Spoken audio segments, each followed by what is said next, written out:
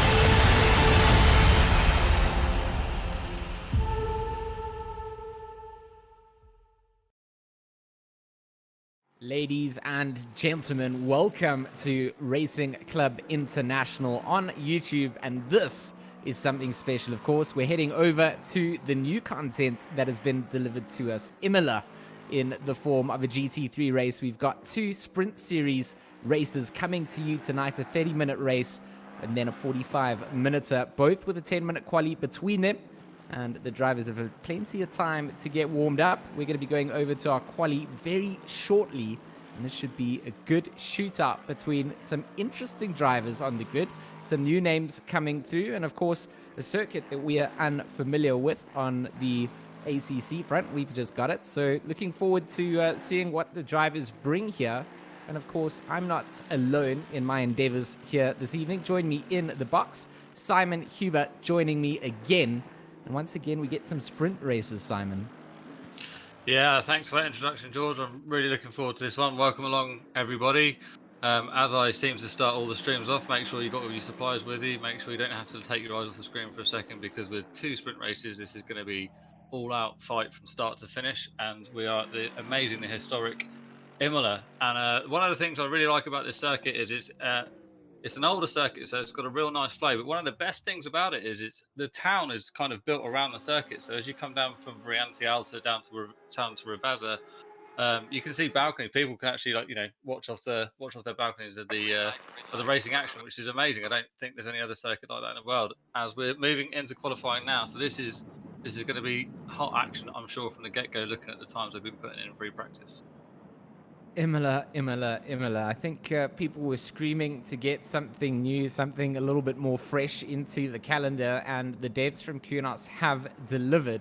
And here we get something that is quite special for me. I haven't been able to broadcast the race here, so lovely shout out to all of our viewers joining us for this occasion. If you've watched a broadcasted race already, then that's good for you. I'm glad that I get to do this alongside you, Simon. And of course, we've got Nick Setnick in the comms box as well. He, of course, is controlling all the cameras and overlays and lining up the replays for us. So it's a three-man comm team. Nick, of course, not going to be heard on the stream, but making all the magic happen in the background as we get a look at Sosa making his way up the... I mean, there's a lot of elevation here, Simon. Do you know any sort of facts on the elevation changes at all? Not so much on the elevation changes in terms of height, but as I was saying before, the circuit is a historic circuit. It sort of came into life sort of in the 50s and has gone through some minor changes throughout the years. A lot of them, obviously, safety changes as car speeds go up and grip goes up. Then the safety measures need to sort of counteract that. So there's been the introduction of a couple of chicanes. Actually, as the years have gone by, those chicanes have been removed. We've just got the two. We've just got the one at Variante Alta, which I think was obviously put in to stop the cars going over the top there. But you mentioned the elevation change, and I've driven a few laps around here in ACC, and one of the things that's really, really difficult is when you're behind another car and you're going over the tops of those hills, your braking zones are just over the top of the hill, right? So if you've got a train of maybe 2-3 cars, it makes it a really tricky proposition to make sure that you're aware of what the car in front is doing and hitting your markers all the time to make sure you're maximising lap time. So this really is going to be a test of driver skill for sure. Coming up to the top of Piratella, for example, exactly that. I mean, you just crest the hill and then need to get onto the brakes, and while you're trying to look for position, it's going to be so difficult. So a driver that we just saw on the screen there that I'm looking forward to seeing was, of course, Niels from G2 Esports. He always posts some good times. He's very competitive out in the field, so it'll be interesting to see what he does. Jan Matches out on the circuit as well for the Send It squad, the 256 new 2020 AMG GT3 Evo. 256, a little bit too much curb taken there from the number 256. Does manage to save it, but we'll have to go and have another look-see at a quali lap. Ulf Matuszka, he's here in the pink Muka Motorsport number 25. And this is a driver that a lot of us get excited about. Of course, he runs around in real life with a GT3 motor team. So, you know, it's cool to have mechanics and engineers and real life drivers all getting involved in Racing Club International kind of adds to the flavor of getting onto the circuit. It's not just fellow sim racers, you get some people that involved in real life motorsport as well. Yeah, I mean that's fantastic, and it just adds to the credibility of the platform really when you've got guys that are doing this in the real world. They're doing it sort of as their living, and you know, as I say, it's just a credit to the platform itself. And these guys aren't hanging about looking at the times that are going in. We've got 141s at the top, and I'm expecting those times to come down as the session goes on. We saw the 2020 AMG Evo Merc getting a little bit sideways. I love that car. The front of it is so aggressive with that big open grille at the front there. It's just a thing that I probably wouldn't want to see in my rearview mirror if I was racing around in a car, for sure. That is one aggressive looking thing. I think it's pretty lovely as well. I think a lot of people, when it first came out, didn't quite love the addition of making it even bigger. But I mean, it's so functional as well, being able to scoop so much cold air into the front end of the car. So you know, it's not just an aesthetic thing. All of these things are done for the improvements of the cars on the circuit generally. So you know, I think it's something that's grown to look quite hot on it. Look at Killian Ryan Mean in a 141, almost dead, a 097 taking pole. Niels, he's going to slide himself into third, just behind the likes of Charlie Crossland in the number 66 Mercedes. And Niels on a bit of a flyer. He's trying to look for some more time. May have invalidated his lap as well. He has. He's going to just put some more warmth into the tires. Such a tricky circuit, this one. That old school nature means the racing here is really tested. There's really no margin for error. You're taking a lot of curb to try and gain time, but at the same time, the limits that you can take are very tricky not to invalidate things. And if you run a little bit wide, you touch the grass or the sand, that's pretty much the lap done. If you put it off into the side of the track, there's not very much runoff before you hit a solid barrier. It's such a tricky place to try and get something round. We do see Wojtek Lukacek get himself up into second place. I may have butchered the name and surname of the number 333 HRT car, but if you are familiar with names and surnames in the chat, you guys are more than welcome to give us some help with the pronunciation, or you can just ask us some questions as well. Hashtag ask the box. You guys can ask us questions as we go. If you've got some questions on ACC or RCI or how to get involved in the racing, anything that you guys want to throw out to us, we're more than happy to answer. And of course, a massive shout out to our sponsors and partners, RaceDepartment AK Informatica, Raceface Speed Labs, and Next Level Racing. Thanks to everybody for tuning in. If you haven't already, smash that like button. Help us get some exposure out there for what we do. Simon and I, we're pretty stoked to be here for 2 30-minute races. Last time we got to commentate together, Simon, it was the Laguna Seca GT4 sprint race. So, like I said, RCI kind of pairing us up in these sprint race formats. And this time around, 2 individual quali sessions determine the grid. So, 10 minutes to go for the first quali, and this one is almost done. 2 minutes 58 on the clock. They'll do their 30-minute race. Then we've got another 10-minute quali and then a 45-minute race. So both them sprint races, no mandatory stops. So in the true formats of sprint racing, a dash out to the line. Yeah, absolutely. And as I said at the top, I think it's just going to be a no holds barred fight from start to finish, particularly when we're not sort of having to deal with the strategy of a pit stop and everything else. And you were talking about earlier, George, the curbs here and about the use of them. They seem to me like they're quite big curbs at Imola, and they're quite inviting. They're quite smooth. They don't have too much in the way of serration on them, but they do have those sort of dreaded yellow sort of mini sausages, if you like, on some of the curbs that will spit you out quite dramatically if you run over them. But one other thing that I would mention about that sort of that runs contrary to what I just said actually is that the Merc seems to be probably one of the better cars at absorbing that those impacts. So I don't know whether this track is gonna favour the Mercs as we're looking at Niels in the Aston Martin. And interestingly enough, or I find it interesting enough, the Aston Martin here is running a 4-litre V8 twin turbo, which is the same engine shared by the AMGT road car.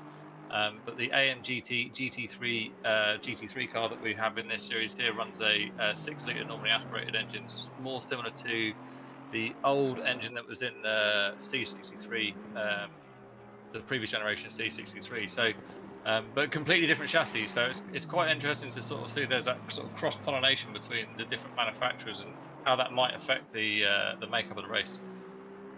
I love the stats on and technical details of all the different cars and the makeups that bring together these GT3s and make them special in their own way.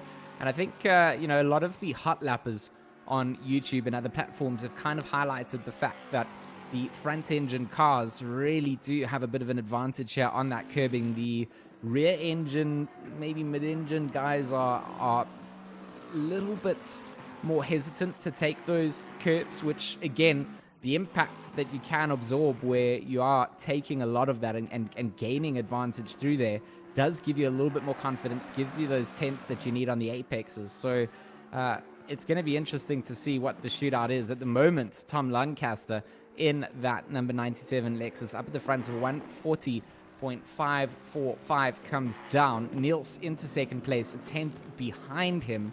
And it then will be the Ford Zillet of Charlie Crossland, number 66. He then slots himself into third. 10 seconds left on the quali clock for the first 10-minute quali. And it's flown by. Crossland, Merman, and Lukacek are all in the pits at the moment. So from third to fifth, not going to try. Neil's still out. Lancaster still out. And Killian Ryan Meenan also trying to see if he can maybe get an extra quali lap out. Going to be interesting to see where everyone finishes up in the shootout here. And I guess this time around, Simon, it's not such a thing that your first quali determines both races. So you can always, use the first race as a bit of a learning curve for what you've got in the second, maybe longer stints. Yeah, I like the dual race format. For me, it kind of gives the driver a bit of a chance to reset. Sometimes you might get a rush of blood to the head or mistakes creep in or whatever else, and always by the second race, or certainly when we were doing the GT4 race at Laguna last week, you saw definite improvements in the drivers from the first race to the second race. So as you say, it sort of gives them a second time round, and it's I really like it because it just makes the whole competition evolve over the meeting, which is brilliant. And looking at these times now, we're down to a 140. Look at Niels. Yeah, I mean, that is 140.4, which is a crazy time. And if you look all the way down, that's like first to sort of 13th, 14th place, separated by 1 second. So that is really tight in the top half of this field. It's going to make for a very interesting race. I'm looking forward to seeing how this one pans out. The quality of these guys. What do you reckon in terms of turn one pilot possibility, if you like? I'm hoping for a clean one.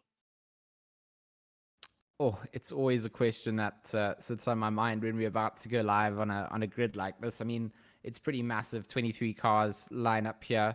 The racing is quite tight. I think the overtaking opportunities, again, it's forcing the error on a very quick circuit that relies on that old school flow. So if you upset that for just a split second, that's your chance to maybe overtake. And, looking at this 30 minutes on the clock, it's not like you can say, well, you've got an hour and a half to now settle in, find your line. It really is about getting yourself a bit of track position early on and then being able to defend and hold on to it. So I think the drivers here are all well aware that, driving standards need to be up to scratch. You need to have the same sort of mindset that you would take into any other race. Even though it is a bit of a sprint, you've still got 2 races overall, and both of them are going to count to how you score at the end of it. So hopefully we have a clean one, Simon. I mean, I don't want to add any unpredictability into the air, but The old commentator's curse. yeah, for sure. I mean, the top 10 at the moment, it's going to be Niels Nojax, Tom Lancaster, Charlie Crossland, Joan Merman, Wojtek Lukacek, Killian Ryan Meenan, Johan Vane, Cormac Ryan Meenan, Carden Lu, and then Wojtek Burgers. So that top 10, I think, for them, they've got their own start to this race. The mid-pack down to 15th place then has their own sort of script, as you could say. And for them, I always never envy that sort of bunch of drivers caught up in the mid chaos of coming down in the middle of all these GT3 cars. Of course, for the formation lap, they fully ghosted and it doesn't seem as intimidating. But as they all roaring up to maximum speed down the start, finish straight, approaching the first complex of Tamburello, it is going to be interesting. And for me, Simon, first time seeing a race here at the new Imola circuit added into ACC. Of course, not new in the racing world, but for us as gamers and sim racers and enthusiasts, good to see that we get some new circuits added. And of course, we've got the British GT stuff coming next year, I believe. So I'm sure that excites you. Oh yeah, absolutely. That's going to include tracks like Alton Park and Snetterton. I've ridden around both of those tracks. I've done most of the tracks in the UK on a motorcycle. I do quite a lot of motorcycle track days. And yeah, Alton Park. If you ever get the chance to go there or get a passenger lap around there, you really should. It's like being on a single lane country road that's got amazing tarmac and is only one way. It's a roller coaster ride of a track. In fact, actually, for anybody that's into Formula One or MotoGP, both those series have gone to Portimao, which is in Portugal. And I often liken that track to Alton Park in terms of undulation and roller coasters. It's like someone paved over a motocross track and then set a load of GT3 cars around it. So that should be pretty good. Yeah, I mean, but that's in the future. We're now dealing with this race at Imola, which is going to get underway in just over a minute's time. And we were just discussing the first turn, the dreaded first turn. And I'm hoping it's going to be pretty clean. Like Tamburello lends itself. You can get two cars through. You can go 2x2 through there quite easy. I think.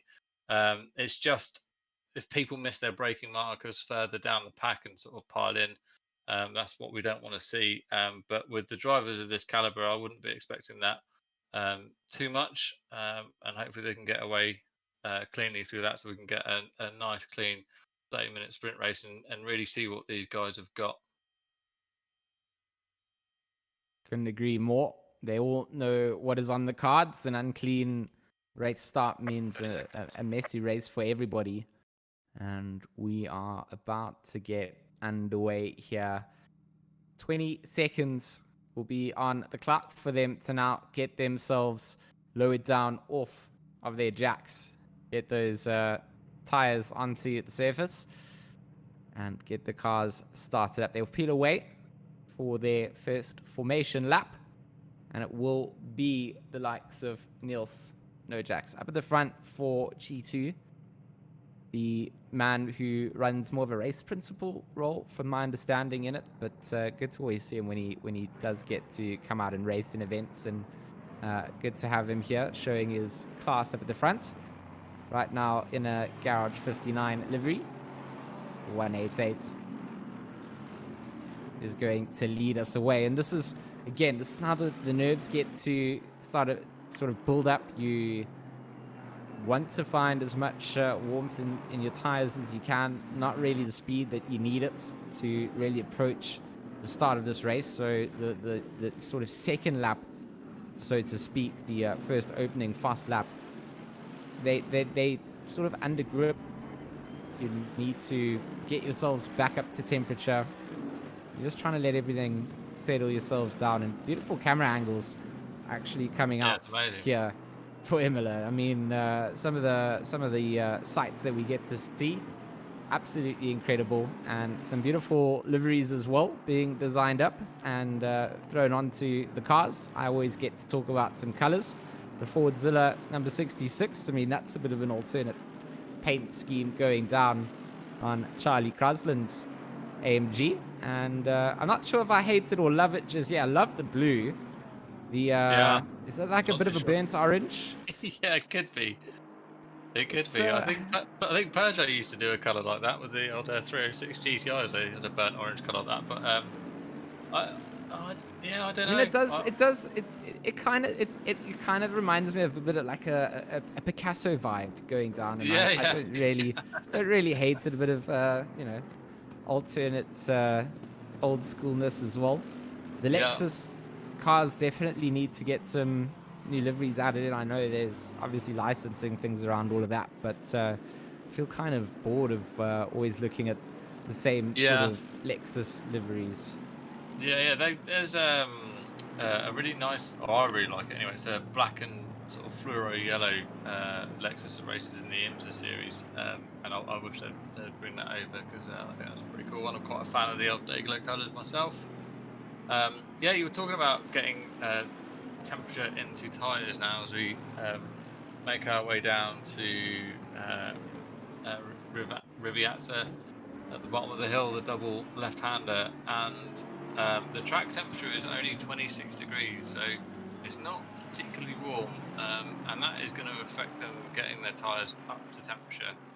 It might even be the sort of second or third lap before they're sort of in that optimum operating window, and that could throw the cat amongst the pigeons, so to speak, because they're all sort of slowing up now. They're sort of getting side by side in their Noah's Ark formation as they're making their way down to the start finish line rather, to start this 30-minute hectic race. 30-minute sprint about to go underway.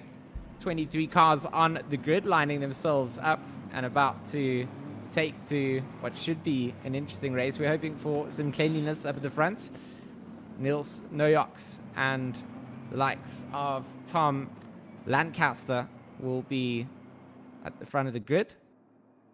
And they peel around down towards the start finish line. We get a green light and we are live to go with the RCI GT3 Event 2 sprint races coming at you. The first, this 30-minute race, and there we go, side by side up in the helicam, and a big dive coming down, and it will be Crossland who will lose out. He manages to hold on to his Mercedes, but he does lose out on a position up at the front. Look at that, ducking and diving for some positions. Niels has actually got a drive-through penalty for, I think, jumping the start there, it seems. Oh, so no, that's going to cost him big time. Yeah, I mean, that is going to send him all the way down the order. Carden Liu also looks like he's dropped down the order as well. The HRT, number 4. Currently sitting in 18th, wasn't 10th. Oh, that's the barrier that we said you have to watch out for. Not a lot, 3 wide. They're going to come up the hill, and they are going to have a look. It will be Martin Lawrence in the 171. Here's a replay. Gets a little bit sideways. Oh, it was actually the Mercedes trying to re-enter on the outside of the other track. Sent the middle car, and Martin Lawrence, the victim of all of that, gets sent into the barrier, turns it around, but he will be very much damaged. He's going to have to go into the pits to rescue that M6. Up towards the mid-pack, Johan Vane in the 759 Mercedes. He's chasing down Killian Ryan Meaden, and it's a Mercedes back. Look at the Mercedes. Mercedes on Mercedes on Mercedes. Up the inside, he's going to try and have a look. Killian Ryan Meaden in that number 23 Sidemax Motorsports Mercedes. He's going to be on the attack. Of course, he's got Luca Zek in the 333. But look at that, Simon. 4 Mercedes, 5 Mercedes, 2, 4. It's just 4. My eyes are playing tricks on me. Second lap is about to start. And Killian Ryan Meaden in a safe space at the moment. He's allowed to start absorbing the curb, start to hammer down. But it will be Luca Zek and Vane behind him that are in formation. And then his brother Cormac Ryan Meaden in the number 12. Ferrari. Oh, I think that's Cormac off in the background. I think it's Cormac that got sent off in the background, and it is Cormac Ryan Meaden. He had a big loss, and here we go, a replay from the helicam. He comes through into Villeneuve, I believe. Those curves, there's the sausages there he caught there, and that just unsettled that mid-engine Ferrari. Like you were saying, they're a bit more skittish over the sausages, and he's now sort of got to regather, regroup, calm himself down, and get back into the action. But yeah, there's definitely 1 or 2 AMG GT3s on the grid. A lot of people favouring that car. Niels is still out front. Is it 3 laps to serve the penalty? Am I mistaken in that? Is that correct? No, it's 3. It is Yeah, 3, yeah, it is 3. and Yeah. so for him, he's going to have to go back in. And these Mercedes drivers having a little bit of a shootout. Moorman in the number 26 Ferrari, he's into 3rd place. He has a bit of a benefit off that early jump, I believe it was from Crossland. And he managed to slide himself up into 3rd place. So the field at the moment, a little bit spread out in kind of like droves, little packs, finding themselves in some space on board with Killian Ryan Meenan. He's trying to have a look at Crossland from Team Fordzilla side by side. Sidemax versus Fordzilla into Tamburello. And Lucas Eck, he's just having a look from the driver's seat behind us, thinking, oh, if you guys continue to battle like that, that's going to open up some opportunity for me. But very good racing in the mid-pack here, just kind of getting themselves into some sort of semblance of formation. We talked about it before. These sprint races, you don't have a lot of time to track down the leaders, and you need to make sure that you're all kind of on each other's tail and almost gentlemanly agreement saying, oh, we need to work together to get towards the front. And then when we're all there, then we go side by side to the line. But it doesn't always work like that. Look at Andy Boardman here having a look at Sundstrom. Yeah, it's been non-stop action from the get-go as we expected, as we're riding on board now with Boardman on the splitter cam. And I love this camera. It gives you such a great sensation of speed as he's having a look as he's coming up to the top of the hill now. I think a bit too far back for that now. And yeah, he's taking the Merc seems to take quite a bit of curve over there. That seems to be the fastest way through there for them, as they're making their way back down the hill now, down to Riviazza. I'm going to get that pronunciation sorted by the end of the broadcast, probably. But yeah, so you were sort of saying that, you know, you haven't got too long of a time to sort of get yourself into a rhythm, but at the same time, if you start diving up the inside of the other competitors, you're just going to slow each other down, and the likelihood is that you're going to ultimately lose out potentially by some opportunistic competitor behind you, as Nils now has started to take that drive-through penalty, and that is costing him dearly. That is it just kind of shows you how quick the field is. If the leader goes into server's drive-through and he goes down to 18th place, and he will just sort of look back at that and maybe just review the replay and see where that was handed out. But it's always so frustrating to have that. Vita Sosa in the number 10, Ferrari on the mid-engined sort of grind to try and make his way up through the front-engined field of Mercedes. I mean, you can just see how dominant it is. Moorman, of course, doing a good job in his Ferrari now into 2nd place after Niels has to go in and serve that drive-through.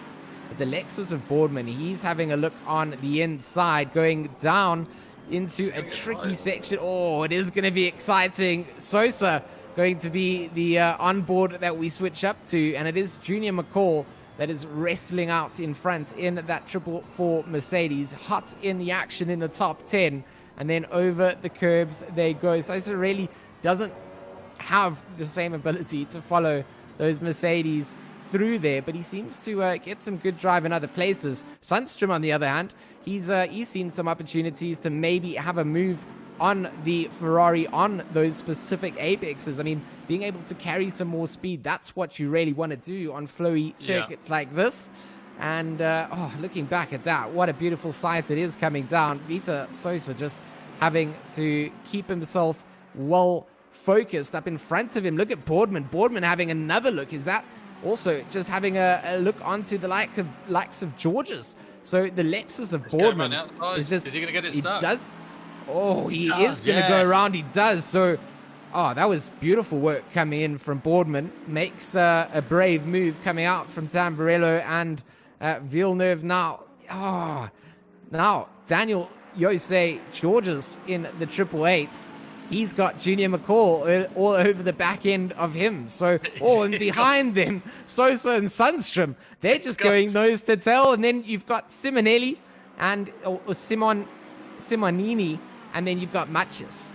That is a veritable train behind him. You got to say here that he's slowed him down now a little bit, and I think he's gonna to get some hard passes coming in soon, I think, because Boardman's made the pass now, and that was a beautiful move down into the first complex of Tamarillo, and the flip-flop was kind of working against him, so just goes to show you how well he's got that Lexus set, if he can sort of make it around the outside, as it were. But yeah, the other drivers are going to see him make the pass and probably start to put out a bit of a gap now, or I wouldn't be surprised if he does.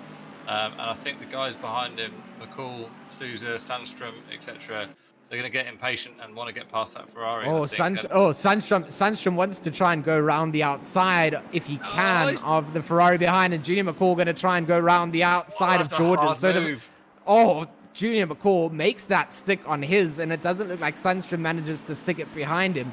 But both Mercedes drivers, like you said, trying to get past these Ferraris as quick as they can. They know that they look at Boardman. He's just leaping, and he's loving the fact that these guys behind him are fighting it. I love the Mad Panda Motorsports livery on the 444 as well. It's one of, a little touch comes in. Mikel Sandstrom touches Sosa, and that will send both of them into the barriers. And the 899, I think, is going to wait to give some track position back here. He went down on the inside, I think, got unsettled a little bit, and made contact with the rear quarter panel. We might be able to get a replay of that a little bit later. Not quite sure. Johan Vane on the screen at the moment, in 6th place at the moment, all over the back of Lucas Ek in that 333, the black and orange versus the black and blue, out through Acque Minerali. There we go. Yeah. Thank you very much. You're going to have to help me a lot with the Imola corner names. Some of them are a little bit too Italian for me. Variante Alta is a little bit easier for me to say, and Ravazza I get okay, but Acque Minerali, that one is an absolute mouthful coming down. And Matches, he in the Send It squad, he's trying to chase down Simonini in the 150 lone Lamborghini on the grid. Is that Burgess going up the inside of Ryan Meenan there in the background? I think it is. I think he's got it done. Oh, he has indeed. He has got it done, yeah. You said celebratory flash of the lights there. Someone is going into the... Oh, it's Matches. He's got a drive-through. So Matches with a drive-through. Maybe track limit saying nope. Yeah, maybe. You know what? That's one thing, right? The Mercedes drivers maybe have the advantage of being able to use a lot of the curb, but they also have more risk of getting those track limits. And here, those track limits are quite fierce. So it's a case of running a little bit too much over those little anti-cuts, the little sausages, or going a little bit wide on the red, white, and green runoff zones as well.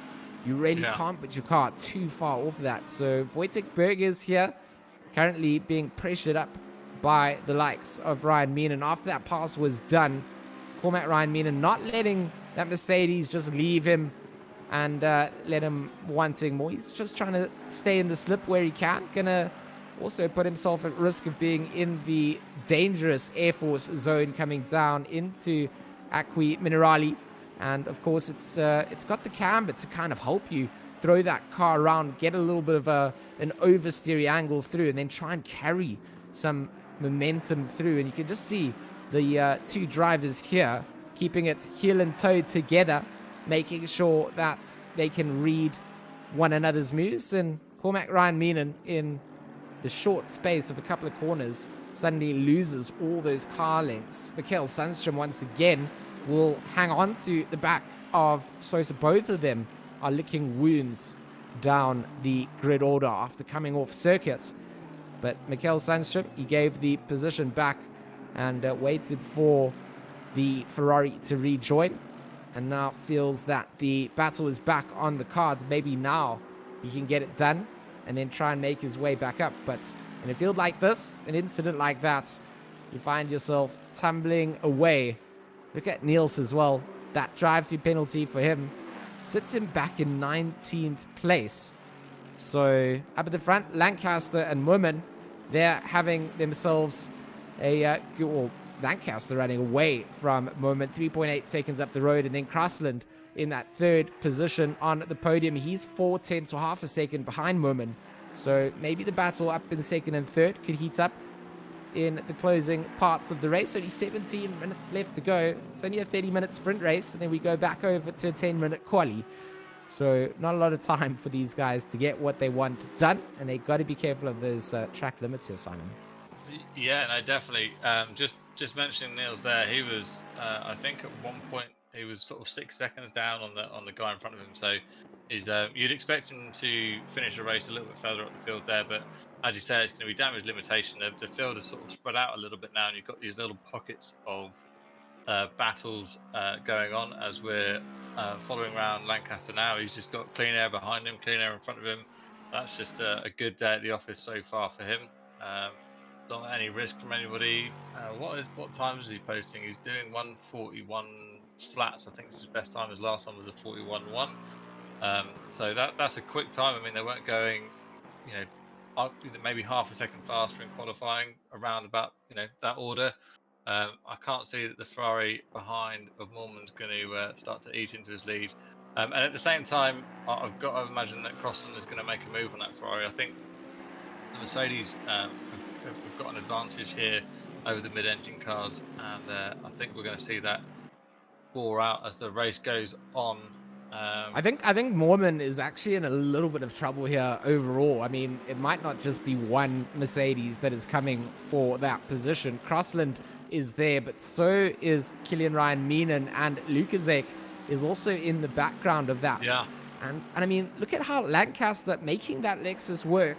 And previously we saw what Andy Boardman was doing in his number 69 Lexus, making his way through the field as well.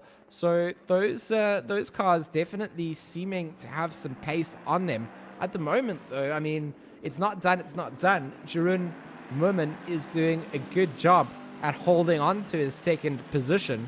But you can just hear that Jaws music starting to build up, and the encroaching sound of the Mercedes army behind him is going to start to build up. The number 66 needs to make sure that he doesn't get caught up too much behind this Ferrari now, because if he does, Kilian Ryan Meenan is there to pounce. The red and black Mercedes has a run, and it might actually be before we get there. The breathing room for Moorman might be granted before then. Up to Tamburello, then we go. Where does Crossland go to defend? On the inside, round the outside, he forces Ryan Meenan. Ryan Meenan trying to get a bit of a run, using the curb, not going to be able to quite get it done. Good defense coming out from the 66, but look how much time that creates to Moorman in the 26 in front.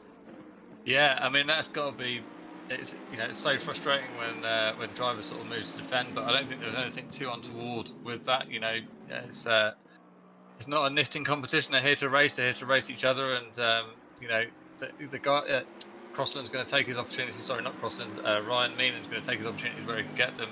He just couldn't generate one. It was very, very good driving there from Crossland, and he seems to have regathered now, and they're making their way back up to Moorman. And I think, it's easy for us to say in the comms box, they would obviously do better to work together and all pounce on the Ferrari. I was thinking more along the lines of the three Velociraptors towards the end of the Jurassic Park movie, rather than the Jaws music, but the metaphor still works either way. So yeah, I think if these guys settle down, obviously if they start to lose time or one slows up, these guys are going to be opportunistic in terms of taking advantage of any deficit they might come across. But if they can make their way back up to the Ferrari now, and I guess really Crossland's just got to put as much pressure on Moorman, maybe try and, I don't know, sell him a dummy or something like that to make his way past, because if he doesn't, then I think the other Mercs are going to get a bit impatient. I think right now, Kilian Ryan Meenan is on the attack again. He seems to get a good run out of Ravazza, and he's not going to be able to have that look through Tamburello. I think the last time round, he kind of learnt how much that hurt him, getting forced onto the outside and losing the whole section of flow through Sector 1. It did affect him. This time round, he's not... Oh, that curb has upset him. He's touched the sand as well. That's going to allow Lukaszek to have a look around the outside then of the hairpin of Tosa. Oh, they are going to rub sides. They are going to drag it up as well. Up towards Peratella they go then into the blind braking zone. Where does Lukaszek go? Oh, he has to brake a little bit early. Wasn't quite sure. Gets the oversteer to work with him. And then down into Minerali as they make their way back up through this sector. And Wojtek has just lost out so much in that. It's allowed, look at Crossland. He's then kind of continued onto the back of the number 26 Ferrari.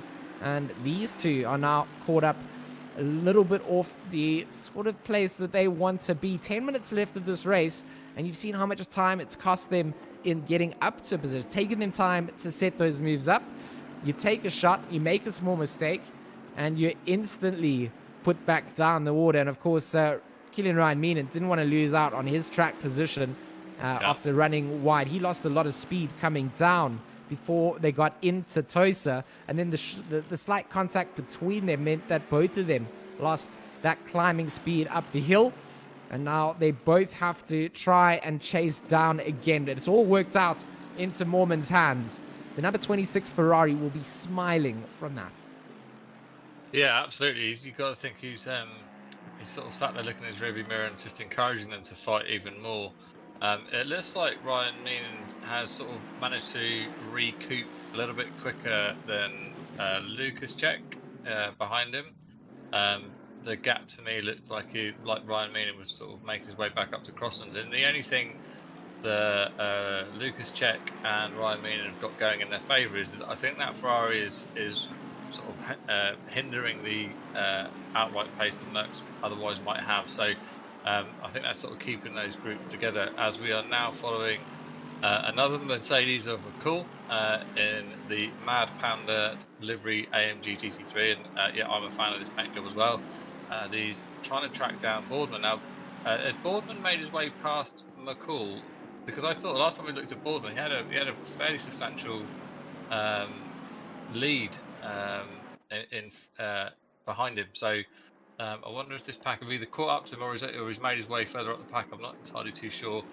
He's made his way. He's made his way way up, as far as I understand it. Boardman seems to be on the charge. The Lexus, a little bit of a hidden gem here. I mean, you see how many Mercedes have been picked, but the two Lexus drivers making good track position here. So very interesting to see how well they are performing here. And that Mad Panda livery, oh. You can talk about that thing, look at that thing all day. It looks great, doesn't it? You know, my first gaming PC ever was always, you know, that black and white theme, the Stormtrooper vibe, and the Mad Panda. It's got the little pandas on it. I mean, if you get upset with pandas, then there's something you're projecting something else in your life. Yeah, 100%. Absolutely. You can never be upset with pandas.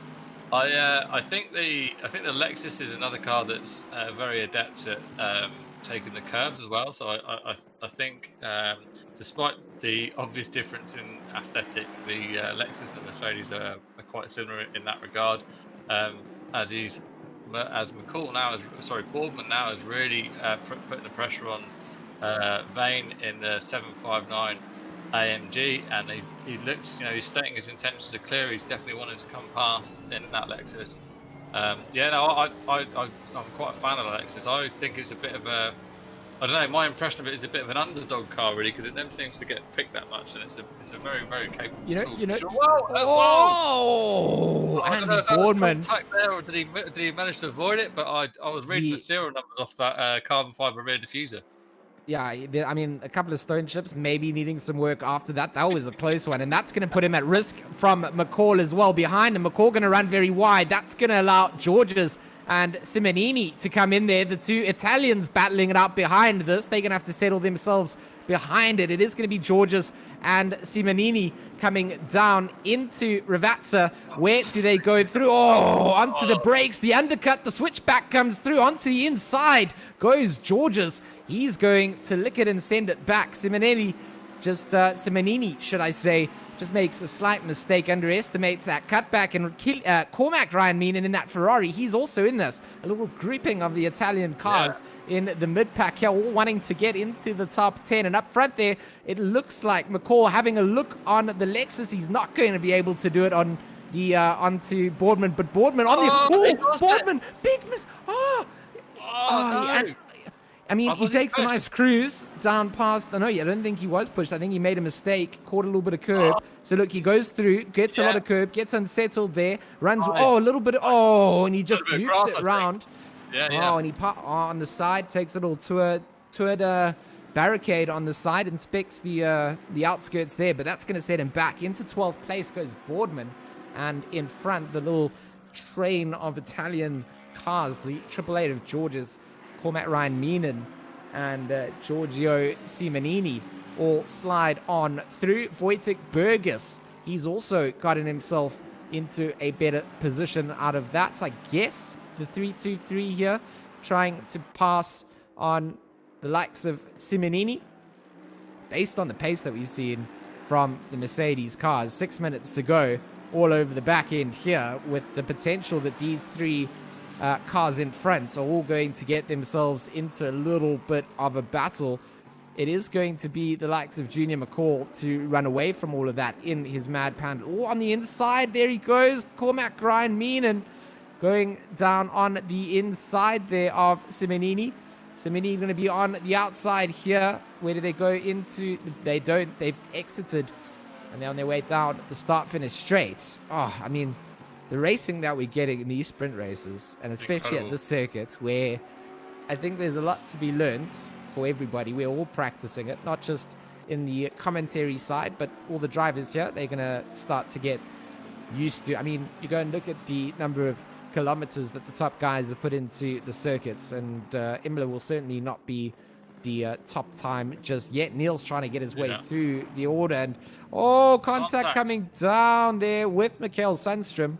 And Sandstrom again, that's Sandstrom's corner, actually, coming through. He's found himself once again building sandcastles. Maybe he didn't finish the last one.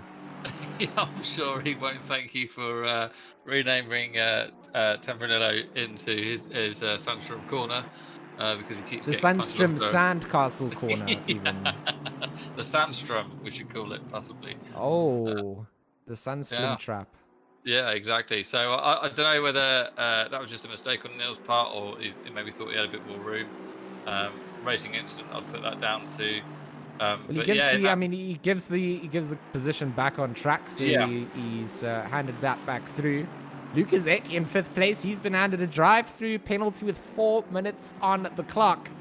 So Wojtek Lukaszek will have to go in and serve that drive-through penalty, and that for this 333 is going to be pretty costly.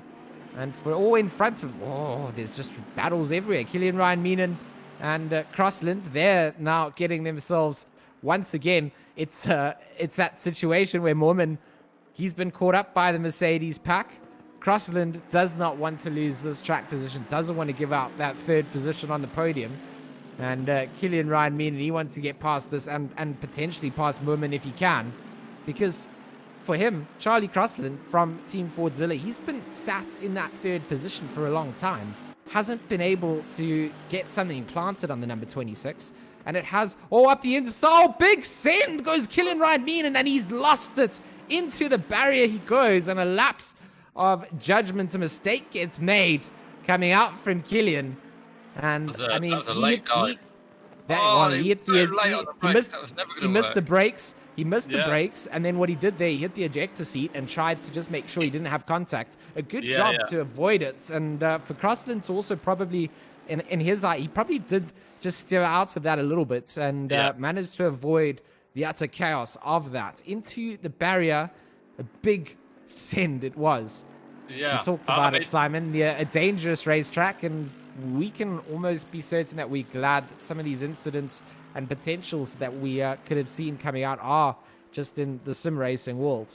Yeah, 100%. And I wonder if that was a result of what we were discussing at the top of the show, where you was completely unsighted coming up that turn, completely unsighted for your braking marker. You've got a car sort of filling your entire vision in front of you. So, but they both drivers did well to take the avoiding action that they did. And as you say, being in the virtual world, it's a good thing sometimes. It's the worst that coming up there's, like you said, you're blind, and that weight transfer, missing the breaking point there is compounded by the fact that you kind of have no traction that you Yeah. would in a downhill compression zone. So Yeah, once yeah, you yeah, miss it, 100%. you are an actual rocket ship.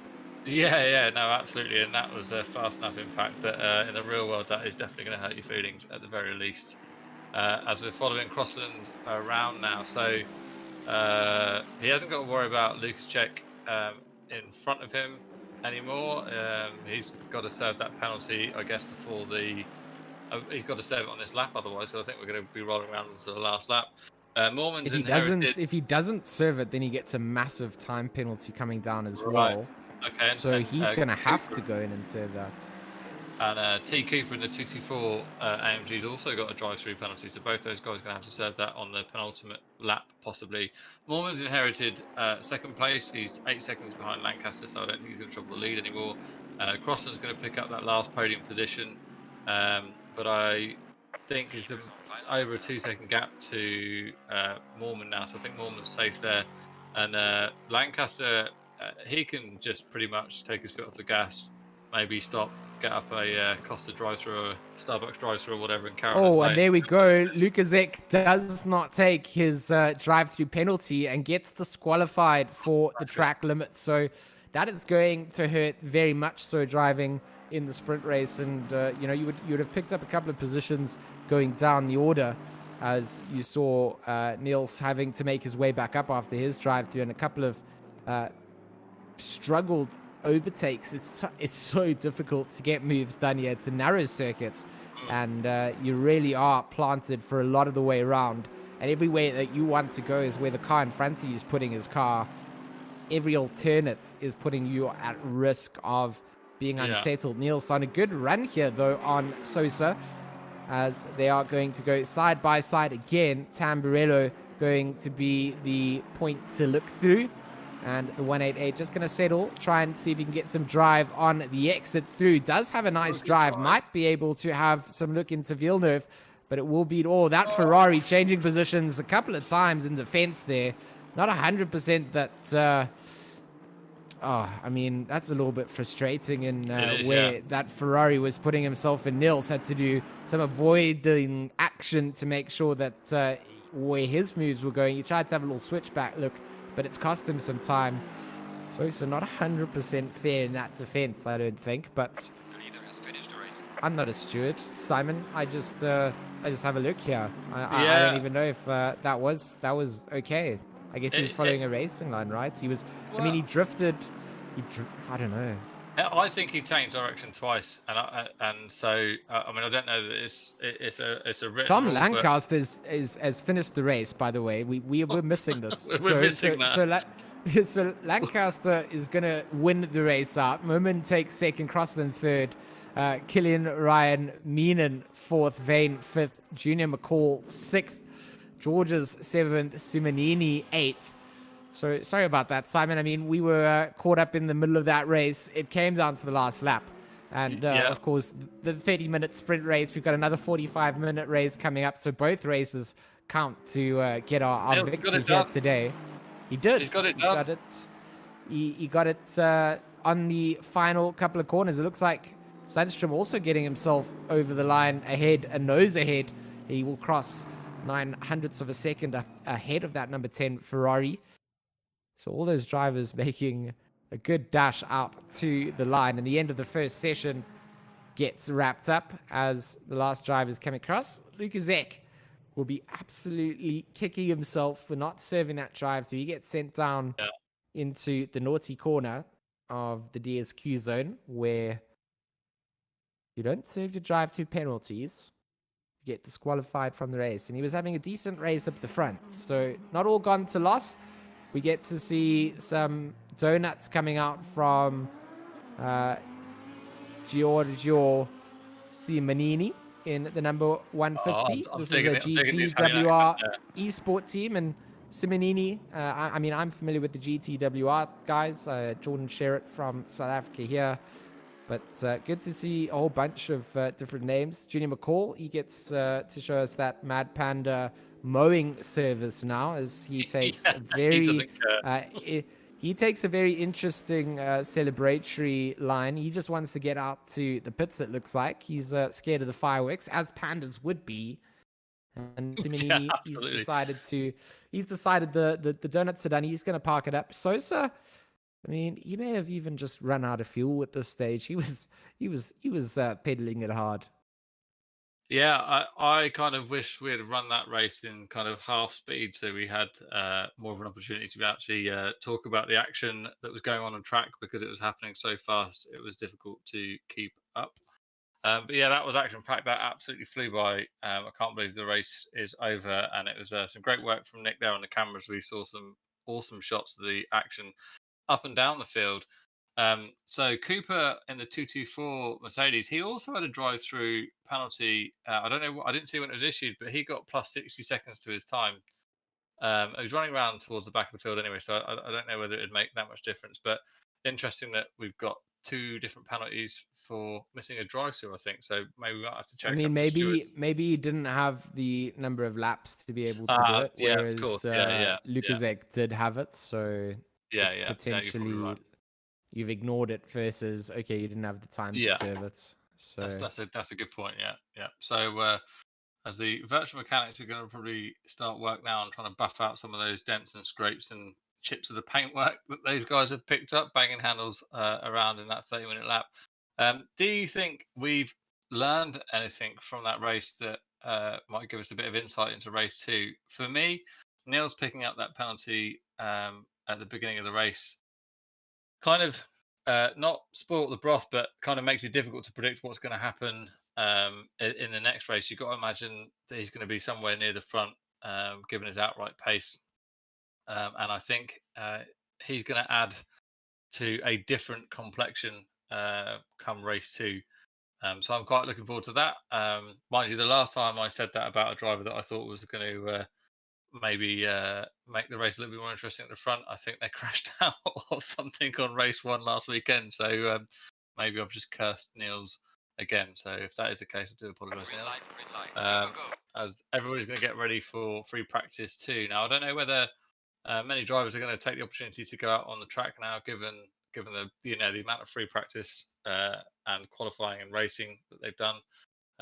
The pink Ferrari, actually, as I say, that is making its way out on circuit. Yeah. Oh, back in and back out again. So something not quite right with the car there. They've just made an adjustment. One of the white Ferraris going out there. So what did you make of that race, George? What do you think is going to happen in race 2? I think the performance of those front-engine cars was absolutely undeniable compared to the mid-engine Ferrari battles that we got to see. I mean, that was really the car to compare it to, I suppose. I guess the Lexus was a bit of a surprise entry in there. I think Lancaster winning in that number 97, I was quite surprised with. I don't think really had the battle up against someone like Niels that would have been the narrative changer. So I guess considering all of those things, I'm interested to see if the 97 can put it up towards the front again. I want to see what Boardman can do. I think for him, I mean, it's absolutely critical that he starts further up, right? I mean, Yeah, 100%. Starting down the order because of the short format of the race is what cost him there. And coming into it, I expect to see him maybe trying to make his qualification lap count a little bit more. Had the pace coming in. So for me, I want to see what the Lexus drivers bring again here. Yeah. It's you touched on it, and I didn't get to really answer on it. Was the Lexus is a bit of a surprise pick? Doesn't get too much love, and in a lot of people's sort of textbook looking at it and analysis, it's a bit of a tire eater. It gets a little bit unforgiving on the understeer side of things. Eventually, really eats through the tire sets. But in a sprint race format, is pretty well suited to it. Plus, it's pretty stable for the curbs here, and has as a decent power unit behind it to obviously make use of a lot of the top end that you get here. Probably doesn't need the same amount of wing to adapt to things. So at this stage, I'm quite keen to see what that surprise pick comes out with. Yeah, I mean, I wonder. I don't have enough information to say one way or another in terms of tire degradation at this circuit. Sort of as a general, it's as far as I know, in real life, the circuit. I don't think it's fairly used tarmac. It's a well used circuit. It gets used a lot in a lot of Italian national championships. There's World Series, obviously, that go there to use the track. So it's a fairly heavily used circuit.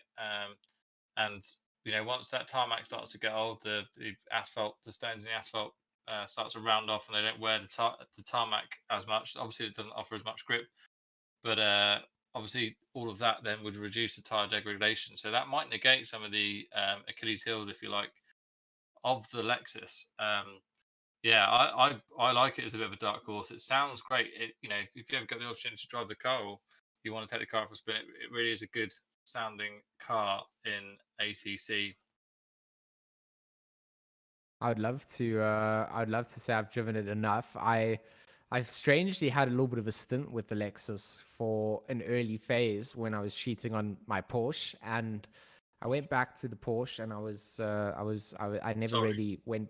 Yeah, I never went back to my Lexus again, except for when there was some surprise wet weather races, and I had the ability to change up some cars. Then I Yeah. seemed to pull out the Lexus again. Really is a good wet weather car. That's really not good information for anyone here on the bright sunny circuit where the sun is shining, of course, at Imola today.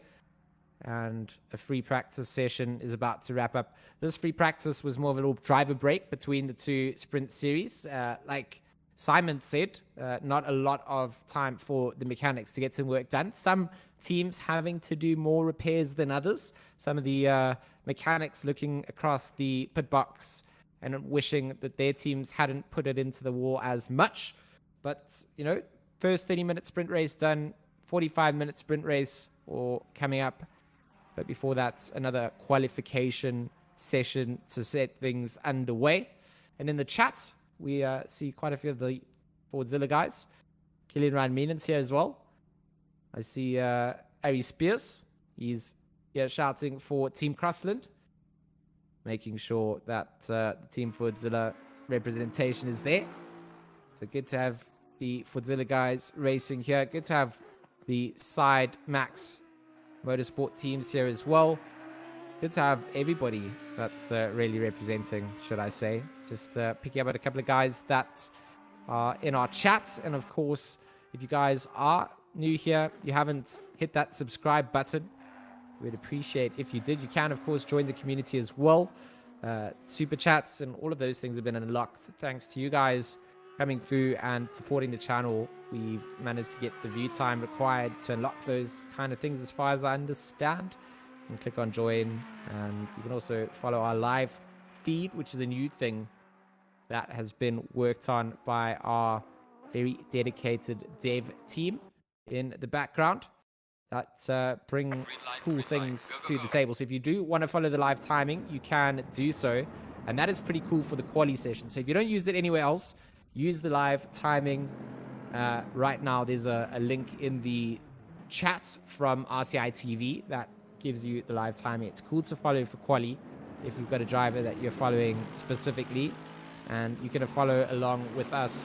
You probably even get to see the timing a little bit ahead of what you see on the live stream, because that would be updated slightly ahead of the delay that you get on that. So, get a little bit of insight as to what is coming down. We are live for quali round 2 before our next sprint race. Of course, this is RCI TV Racing Club International, bringing you the race action in ACC and pretty soon some other titles as well. So keep your eyes peeled on our socials and our Discords. If you want to follow us up anywhere there, you can get linked up in the description below this live stream video. My name is George Smith. I am joined by Simon Huber in the box, and of course Nick Setnick, our production manager and man behind all the live cameras. We are incredibly blessed to be with you guys on a Sunday evening, or a Sunday morning, or a Sunday afternoon, wherever you join us in the world. The outlaps are being done now, Simon. It is very soon that we get to feast our eyes on what the quali times are going to be for quali 2. Yeah, the track temperature is coming up a little bit now. I think we had 26 degrees before. We're up to 30 degrees now. So I think that's probably going to add a little bit of grip. I'd maybe say that the times might drop a little bit. But you've got to think the likes of Niels and the guys running up at the front there probably aren't leaving too much on the table. So we're probably talking tenths rather than half seconds or seconds. And you were saying about the Lexus is a car that you had a small affair with when you weren't driving your Porsche. I For me, one of my favorite car looking wise is the AMG GT, but for some reason, whenever I try and drive it, I can't get on with it too much. And the one car that I do seem to get on with really well is the Audi R8. We haven't got too many of them in the field here. We've got I think it's just Wolf, isn't it? there's another one, is Mattis Chaka at the front there, number 25. It's currently showing position 3 on the timing tower. Again, oh, it's Wolf Matushka. Yeah, I don't think there's Matushka. anyone else other than Wolf Matushka on the timing sheet at the moment. I think he's alone. Okay. Alone Audi here. I thought I saw another one, but I must be I mean, we've mistaken. got we had the Lamborghini of Simonelli, Right. and I guess they share the same engine, right? So Yeah. they kind of the same. They can race together. They're as far as I know, they're a similar chassis. So the Volkswagen Audi group are quite well known for sharing chassis platforms. So an Audi A3 is the same as a Volkswagen Golf. They're exactly the same chassis, just a different body on top. The R8, I believe, is very similar to the Huracan, but it has a different front end. I think it's different geometry at the front, something like that. So there is a slight difference with it, but it's a very similar engine. That is it 4.2 litre or 5 litre V10 or something like that at the front end. They sound glorious. I'm not entirely convinced of the Barbie pink paint scheme on one, but no, you can't. The Muka Motorsport number 25, the Pepto Bismol. This is so, Simon. Let me tell you. I mean, you're relatively new and joining us in the box, but this pink Audi has been there since day one of RCI forming up, and it is Phil Witz, Wolf Matushka's teammate for endurance races. It's either Wolf Matushka or Phil Witz in this pink, white, and slightly darker pink striped Audi. It is them every single time, and I can put my toes on the table with an axe above and say, if you see them in any replay, any event here, this is their car. So it's iconic. I can't let you talk bad about the iconic number 25 here. I just, for me, I think, like, if you had made the pink with a bit of black on there or something like that, that would have been. It has black wheels, Simon. It has black wheels. That's just not enough black for me. I didn't even like the pink Porsche that they ran at Le Mans when they were doing the retro colours. I much preferred the Rothmund coloured one. I thought that was excellent. But yeah, so Niels is stamped his authority across the session quite early on now. He's done a 140.5. I think he did a 140.4, I think, in Quali 1. You're right. You are right. So, it was Lancaster's. Lancaster was on that 0.5, and he's now on a 0.7 on his sort of decent hot lap out there. And they've only got 4 minutes on the clock to now change this up. We saw how it changed right up to the last second ticking down in Quali 1. So it'll be interesting if they change it up again here. Yeah, I wonder with these short times. So they've got an out lap.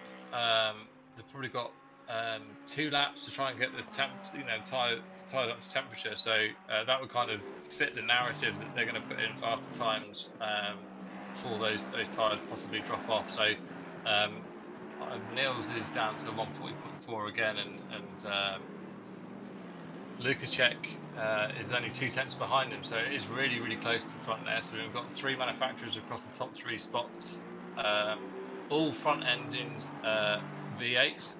So that sort of does again sort of fit the narrative that we've seen so far, that those front engine cars have got a slight advantage over the mid-engine Ferraris and the lone Audi and the lone. You talk about those mid-engines, and I just in my head I just get sad. I mean, you talked to me cheating on my Porsche earlier, and the Porsche recently got a little bit of a BOP adjustment from Kunos because it was a pretty dominant car, right? It was dominating seasons, and so they came in, they gave a little fiddle, and it doesn't really feature as much now.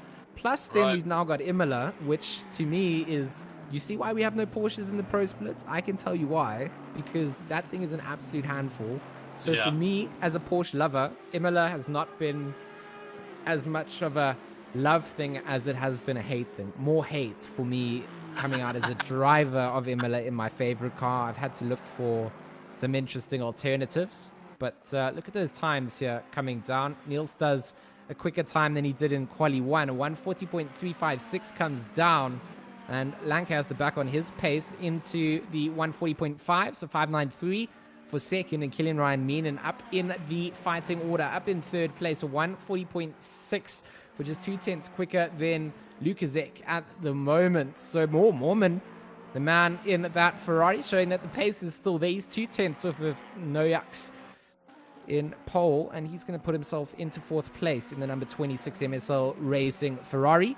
We saw him doing masterclass defense work in race 1 and doing a good job again to put himself up towards the front of the order to make sure that he can try and benefit where he can.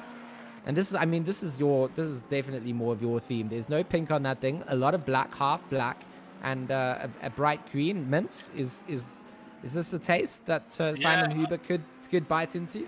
Do you know what? So my favourite colour, if I had to pick one, is green, and I'm a massive fan of green and black. And the new gaming PC that I've got at the moment is going to be green and black themed water cooled thing. So so I am digging that. I'm not a massive fan of Ferrari, and when I'm not watching or playing ACC, I'm often sat on the sofa scrolling through Auto Trader looking at dream cars, and I must admit, more often than not, when it escalates and I start to daydream hard, I do normally end up looking at GT3s, Porsche Ryan. GT3s. Oh yes. You know, Ryan will hate you now because Ferrari is his favorite Italian manufacturer. I say that in jests because Ryan Gill doesn't. He likes the Lamborghinis, but we say that he likes Ferraris. And then hearing that you, in your side hobbies, like to browse Porsches, I mean, you can stay forever, Simon. I'm a big fan already, and I'm looking forward to seeing what we get to do in race 2 coming up. 40 seconds on that clock as the front three remain unchanged. Noyaks, Lancaster, and of course Ryan Meenan. Those three up towards the front. Killian Ryan Meenan is up on his lap time at the moment. He's a 10th up as he makes his way up to Piratella. In that uphill braking zone, we saw some drivers, the likes of Killian, getting caught out before. Makes his way down to AQ Minerali. Oh, this is my favorite corner here. I love the dip. I love the challenge. I love the fact that another secret that you may not know about me, I like drifting and the motorsport of drifting. I love watching cars go sideways and burn rubber and kick up smoke. So anything where you kind of get a little bit of understeer, the back end gets a little bit loose and you got a point of backup, I'm a big fan of that. So a corner like this that kind of forces that in with its camber, I'm not sad. No, absolutely. No, I don't think there's a better feeling you can have in a car is when you've got that perfect balance of throttle position and steering, where you don't seem to have to do anything with the car, but the car is still making it around the corner somehow. And you're sort of in that real sweet spot, You described like what I often go to bed and dream about. I've got a real life friend here that has promised to take me on a bit of a drift session. So hopefully I get to post some real life videos of that. Quali going to wrap itself up. Niels gonna stay up in pole position. Does Merman manage to better his time? I don't think he's going to. He is going to come up towards the start. Oh, he does. He goes up into third place, so I take that back. He's going to unsettle Killian Ryan Meenan. He's going to show that the MSL Racing number 26 is here to do business. Crossland from Team Fordzilla in 5th place. We saw a big defense coming out between him and Killian Ryan Meenan in the previous race. So Killian starting in front of him is going to be a big thing for Ryan Meenan here. A lot of that race in the mid pack, when they were trying to get up into third, fourth, fifth, that little scrap coming down, Yeah. went down to Crossland and Ryan Meenan having their battle on the circuit. So I'll be interested to see how that one pans out.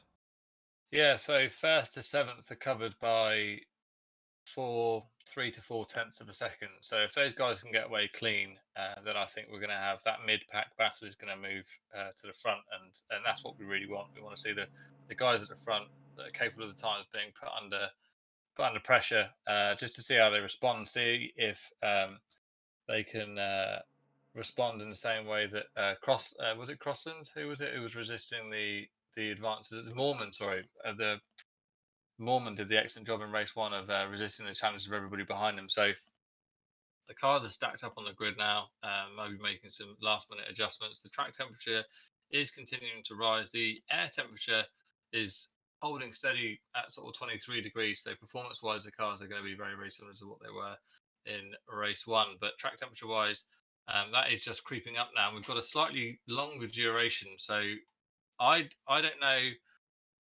how that's going to work, how that's going to play into tire life, if that's going to alter the No, strategy of these guys. Simon, I don't think it's going to factor in. I mean, these tires kind of have that grip level up until maybe 50 minutes. Right. And Okay. then after that, it gets a little bit of a handful. So I think that 30 or 45-minute races are a little bit, I don't think tires come into effect with Right. those. I think it's just the fact that you've now got a little bit longer to line those moves up. I Yeah. mean, some of those battles, we missed the race leader finishing the previous race because we were just engrossed in what was happening, and we were like, we could have done with an extra 15 minutes, and that's what Yeah. race 2 is here for. It's like, oh, you wanted 15 minutes? Here's an extra 15 minutes, and here we go.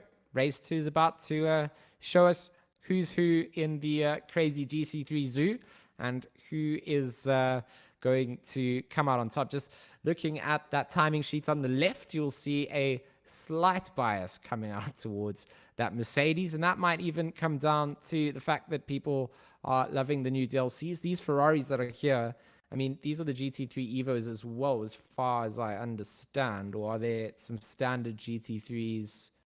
I don't actually have that information, but I would imagine they've got to be running the Evo, I would have thought, because that is supposed to have a lot more punch in the mid-range.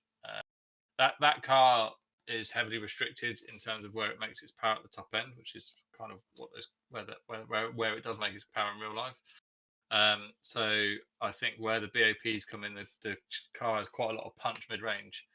They are all the GT3 Evos for sure. So I think all of those things that you highlighted completely correct, and Yeah. the fact that they are the new the flavor of the day, should you say, the recent addition coming into ACC with the DLC. Of course, Imola, those two cars, it would not be this as a stream and a broadcast not having the new content in it. So glad to see that guys are putting them to their paces, and for us as commentators and viewers, we just get to sit back and enjoy and see what works the best, and then we can make the decision on what we want to drive.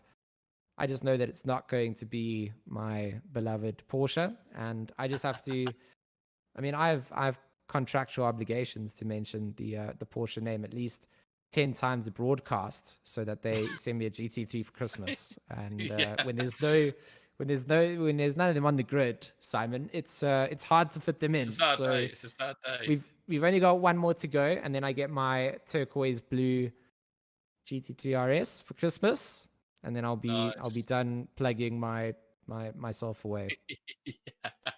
So do you know there's one car we've not talked about all broadcast, and it's a V8. It's front engined. It's silhouette wise, it's similar to the Lexus and the Merc, and that is the M6 GT3 car. There's one of them in the pack. It's Lawrence in 171 is qualified 19th. Not a lot of people run those cars, I don't think. They sort of tend to struggle when it comes to pace. I have seen some streams with Niels. They've been running that in a championship, I think. They've been upped as well. They found a nice they got a nice little recent. I mean, not even that recent. It got kind of bopped up, and then a couple more people started running it. Like you said, Nielsen G2. They obviously partnered up with BMW, so they run those in their GT3s and GT4s, and they can put them through their paces. And unfortunately for us in race 1, Lawrence was interrupted. He was the driver caught up in, remember, the rejoin coming from the outside, and that sent him into the barrier. So we didn't really get to see what he could do at an undamaged pace. And right now for him, he's starting down towards the back. Maybe that for him was a little bit of a strategic thing. The chaos in the mid pack there, it was just not worth the early risks. And race 1, we saw Charlie Crossland have a bit of a crazy send down into the opening phases of Tamburello, and that created a big gap for people to kind of move their way through. You asked, were we going to see chaos? I think the question was answered, and it was quite a bit of a no, right? I mean, it was clean, it was tidy, but there were certainly some, you know, where you just kind of give your eyebrow the raise. You know, was that a fair little look-see there? And I think a lot of other drivers kind of took avoiding action, which makes things look cleaner than they always are. I think it's always two to tango. You got to kind of be aware, see where someone's coming in. If you turn in, you're both out, so you kind of give them the space and maybe let them send it through, and you get a cut back. That's always on your mind coming into it, but I don't think it takes away the fact that some drivers are going to have a look into that. And as they go out on this formation lap, I think they're thinking about what they're going to do. If you're in that mid-pack chaos, the Sharknado, the Tornado, the danger zone of the mid-pack. I mean, you and I, it was so fast-paced. 7 minutes flew by like 1 minute because they were just jostling for positions. And in a pack of these Mercedes with their big front end, shark-like looking front ends, it just looked crazy. They were all over the circuit. They were weaving around. It looked like they were trying to do formation lap weaving, but they were doing that for track position. And I think that's what we're going to get into race 2. So as we get down into Acqui Minerali at the slowest pace that they're ever going to go down through here, I'm starting to get some tingles. I hope that you have those tingles as well, Simon. If you don't have the tingles, can you order some?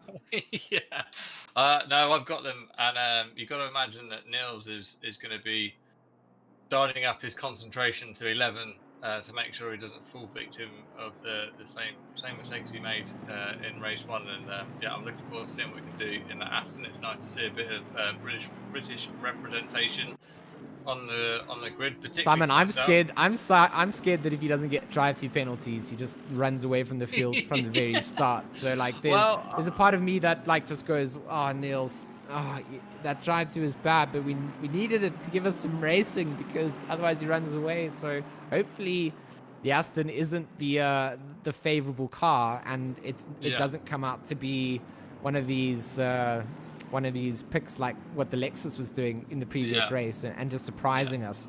Because honestly, if Niels is in a car that is like that, and it's Niels, I don't like to say this very often, but you know, he's got the ability to pull away from the field when he's on that kind of form. So I don't want it to be, it's 2x2. They're about to come down to it. We don't have to ask any more questions, Simon. We're going to find out in just 1 second now. So the cars are all backing up now, as you say, in their sort of Noah's Ark formation, as I called it earlier, waiting for the lights to go green. And I hope he doesn't run away with it. I think Lancaster, looking at his qualifying times, has probably got something to bring to the fight, I think. And as I said, at Laguna, you know, it's all about disturbing the rhythm of the guy in front. As we go green now, the cars are accelerating hard down now to I think Niels so scared to get a drive-through, he didn't even accelerate off the line. He's let Lancaster into T1. Oh, there are going 2 cars, one in the back. Oh, a little touch coming around. That's going to be a spin round. The 2 orange Mercedes cars are going to come round. Mikhail Sandstrom, it is absolute chaos. There's murder out on what isn't a dance floor anymore, but a whole bunch of cars getting caught up in that, having to get onto the anchors. We see some cars rejoining in the background, but some damage is already done. Wojtek Lukaszek in that 333, he's got some damage done to the front. He was caught up with the likes of Cooper, as far as we understand it. And then we saw a couple of cars coming into contact. Mikkel Sundström, he got sent around and sent backwards. He's now rejoined back towards the rear of the order. Lancaster up at the front, 3/10 ahead of Niels in the chaos coming up into things. Crossland from Team Fordzilla into 5th place behind the likes of Moorman and Montalbano in the number 340 Ferrari, going to be laying down the chase from behind. But that was a chaotic start, and that was more what you had thought race 1 might have had. Yeah, definitely. Definitely a bit more aggression there. People are a bit more on it, trying to. I think maybe they realise they haven't got long to sort of settle in before they need to make their move, right? So maybe a bit of aggression coming out there. It's sort of broken the pack up a little bit into sort of two or three groups, I think. We've got a group of 5 down to Crossland at the beginning there, all bunched up quite tight together, and I think we're going to see another hard battle at the front here. I don't think Niels is going to run away with it at the front, unless he's just sort of trying to settle down now. So we look at Bourman putting into the pits. There's got to be for some repairs, because he got hit pretty hard as an Aston Martin and a Ferrari in the pits there as well. So that's unlucky for these guys, but you know that's how these things go sometimes. The Lexus dream is over for Boardman. We're not going to be able to see what he manages to bring to the table. Lancaster will be the sole representative for us being able to see that performance in terms of on-track stuff. I think right now he's having a good run up at the front. He seems to find himself in a good position. Then he makes what seems to be a small mistake, because the tenths that he gains then get caught back up. Niels Noak's doing a good job to just hold on to Lancaster. But this is what I wanted to see. I wanted to see Niels in 2nd or 3rd place giving a chase down.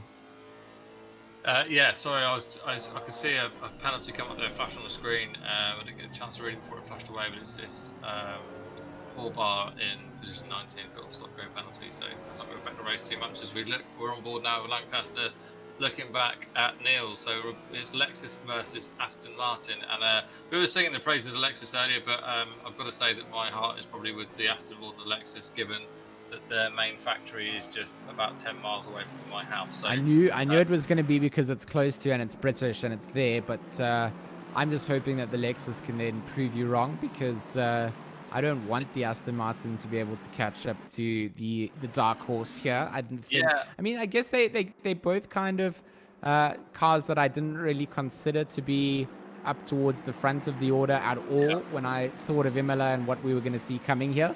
But for me, I want to be devil's advocate, play the other side of that, and where I can, I can just point out. You know, I want to point out that the Lexus there's pulling away from the Aston Martin, even in the slip. You know, I don't want the Aston to be able to just catch it easily. I think that it's going to be down to some driver skill. But unfortunately for me, I think that battle is closing down. It's 2 tenths between the leaders. Looking here at Matches, he's making good work to catch up to McCall in that Mad Panda 444 Mercedes. Equal machines between them. 3 tenths as of the last timing update. They are within the top 10. They want to get some points on the board, try and add them to what they got from race 1. And it's all about consistency, getting to the end, making sure that you don't pick up the drive-throughs. I think name of the game on the previous race was a couple of people getting pressure. Oh, here, Crossland on the outside of, Moorman. I believe that's Moorman. Oh, Moorman just making that Ferrari oh so wide. Looked like he had put a Liberty Walk body kit on it.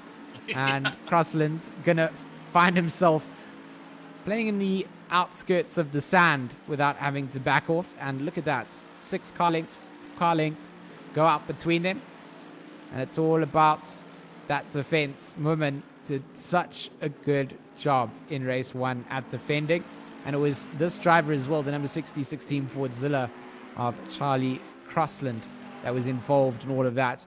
Montel Beno in that 340 Ferrari behind him. That thing looks aggressive with its paint job. I mean, white and black with a dash of Lumo on some detailing points. I'm quite a fan of that. And that Ferrari is definitely putting some pressure onto Crossland. This is going to give Moorman the breathing room that he requires to start to focus on catching up to Killian Ryan Meenan ahead if he can, or just building up a bit of a gap to stay away from Crossland for as long as possible. But that Ferrari behind Crossland is certainly starting to get into some rhythm and starting to tuck into the back end space.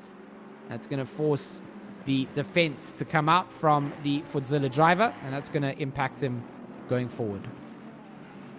Yeah, that was interesting actually. So Crossland lost all his sort of forward momentum. They had a slight touch coming out of the final turn at Riviasa, sorry, and that sort of cost him, and that's cost him the whole way around the lap. And I was expecting him to close the gap back down to the Ferrari a lot sooner now. He seems to have made his way back up to the Ferrari now. But the McCall Ferrari, the white and the black with the fluoro accents, yeah, I'm digging that paint job. It seems slightly classic to me, that paint job. It stands out enough, but it's slightly understated as Crossland is mounting the pressure on Moorman, and we're going to see how strong Moorman's resolve is throughout the course of this race. If I was Crossland, I would be looking at opportunities where I could just maybe force the issue a little bit, just sort of try to get my car up the inside, and just try to halt Moorman a little bit, get the job done. It's all these corners now where he's coming through, where he needs to use that front end an advantage. Like you're saying now, he needs to get that pressure on. Otherwise, he is going to get caught up in the space, and you start to lose that advantage of having a 45-minute race to get work done. They're 37 minutes. They've got 37 minutes left. 7 minutes, and then they're at the 30-minute mark that we had in race 1. And you're not up the field of where you want to be, and you're caught out behind Ferraris again, knowing that you've got some... Oh, a little bit of a mistake coming out from there. Look at that. He has made a mistake coming down. Where does the Ferrari go? Behind him, Montalbano is trying to lap that up like some milk with a spilled cat, but he's not going to be able to. And it will be all under control again from Crossland. Good work from him to make the escape.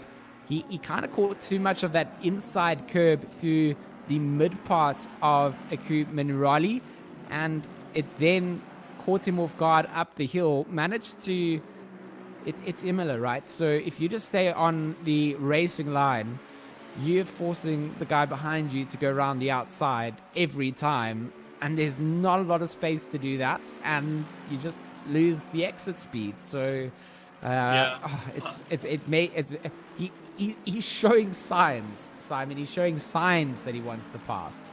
Yeah, no, absolutely. The trouble you've got with Aqua Minerali is that it's downhill double right-hander. So the front left tyre is already loaded up because it's going downhill, loaded up because we're going around a right-hander, and it just tightens up, and then you get the compression at the bottom, followed by the uphill as you start to make your way up. And if it's a fine line between getting the balance right and maximising the grip of that tyre, or just pushing slightly beyond it. And if you push slightly beyond it, there's some pretty horrible curves out there. You're on the dirty part of the track, and you're gonna run wide, as Crossland's experience there. He did a really good job of minimising the damage that was done, and it could have been a lot worse there. A really good job from him to just make sure that he put himself in a safe place as well. Seemed to make sure that he used some of that exit runoff as well. That was asphalted up, didn't touch too much of the grass, which could have created complete chaos. And as we look towards the front of the order, RCI TV going to switch to RCI radio. It is still the battle between Lancaster and Niels Noax. They make their exit out of Ravazza onto the loud pedal down the straightaway of the start-finish straight past the pit lane. And it still will be Tom Lancaster in that 97 to stay up ahead of Noax.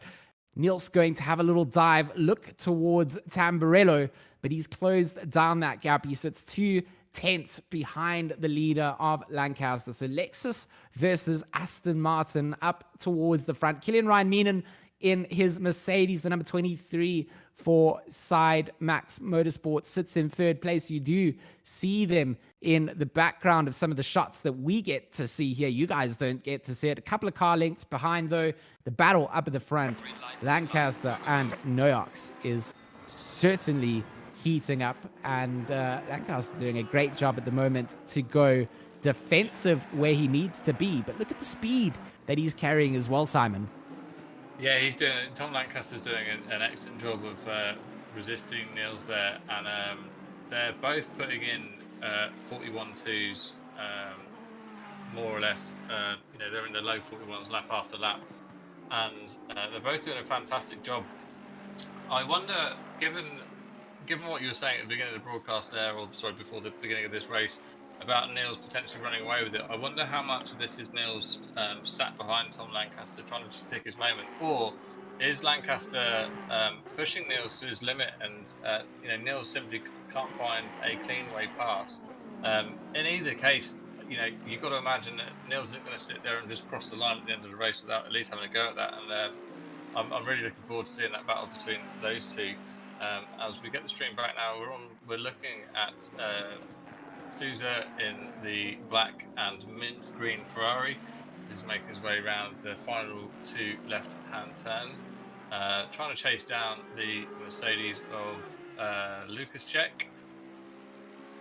They're kind of sort of just outside of the top 10. I think Sousa would like definitely like an inside the top 10 finish as we cut back to Niels and Lancaster. And I wouldn't mind staying with this battle now for a couple of laps just to see where the Lexus has the advantage over the Aston Martin rather, and vice versa, because they are nose to tail stuck to each other. And you've got to think, as I said, that Niels is sort of plotting the demise of Tom Lancaster if he gets the opportunity. But as you say, Tom Lancaster's doing a sterling job of resisting the pressure that Niels is putting on him.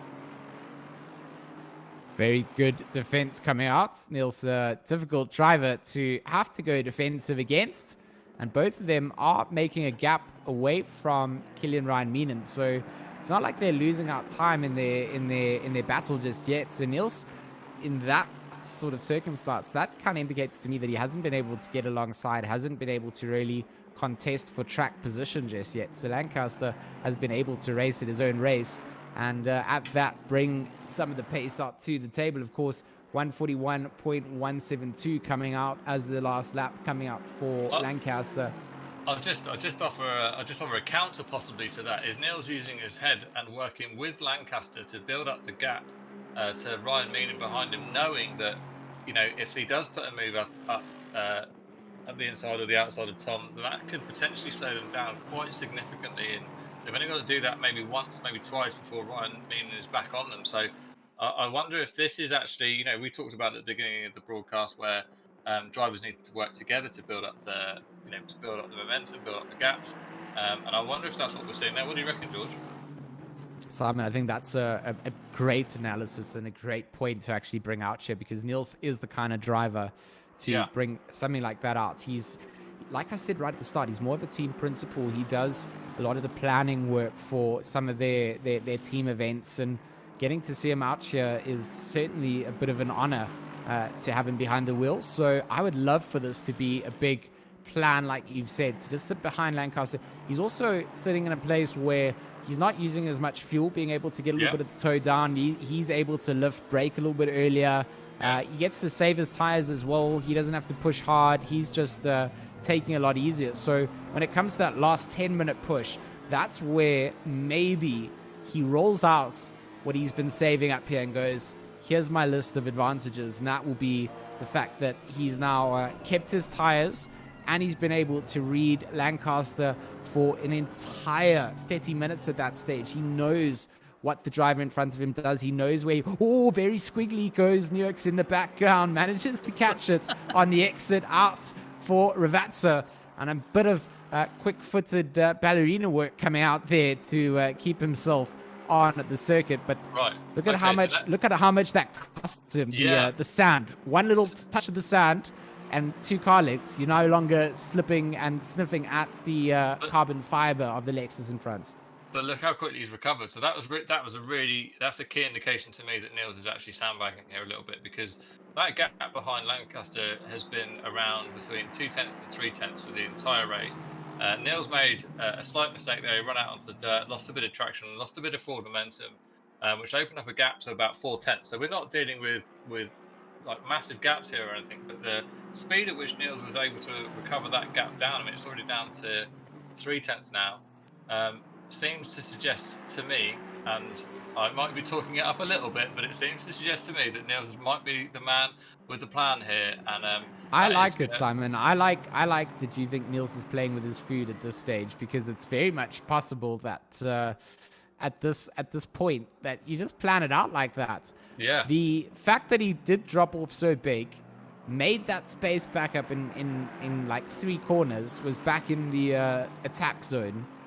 I really like that you've highlighted that, and I'm a little bit sad that I didn't think of that, because that's conspiracy theory 9000, and I would normally, like to come up with something like that. I think that's a good thought process behind this, and they are at this stage just pacing it decently enough to get away from Killian. So it all lines up, it all works out, and I quite like that. I'm not going to lie. I like that this is potentially what's happening here, and I'm not sad about it. If Niels was up at the front, he would have just run away with it. He was very cautious off the start to get himself not penalized with a drive-through penalty, and he's done a good job to just sit and follow around in second. Sundstrom and Lou, they are in a track position battle for what would be 12th place that Sundstrom holds down. Both the Evo Mercedes 2020 GT3s roar down the end of the pit box, and a little bit of a duck and a dive. And does the orange Mercedes put up the inside? He takes a lot of the anti-cuts. Oh, look at it. I'm gonna make the executive decision now that those little yellow curves aren't full sausages. I'm just gonna refer to them as chipolatas, I think. Just little mini cocktail sausages. Cocktail sausages.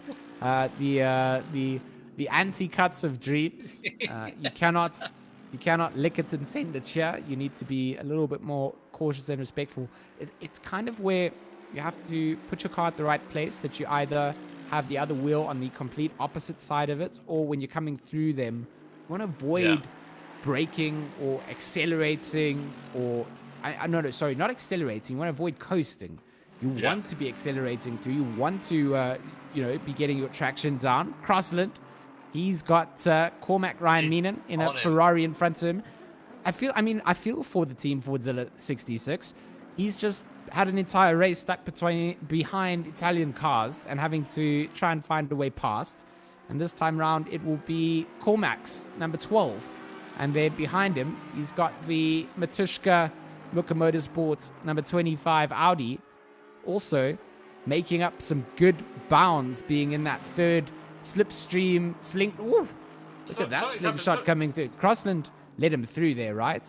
Yeah, something happened to Crossland, because he was behind Moorman last time we saw, and now we've got Matthias behind Moorman, then Ryan Meenan, and now Crossland. So, I don't know. Maybe has he picked up some damage? He just seems to have lost some pace, or maybe he's lost. He has lost pace, and he's giving positions away for free. A 1:43.7 his last lap that came out.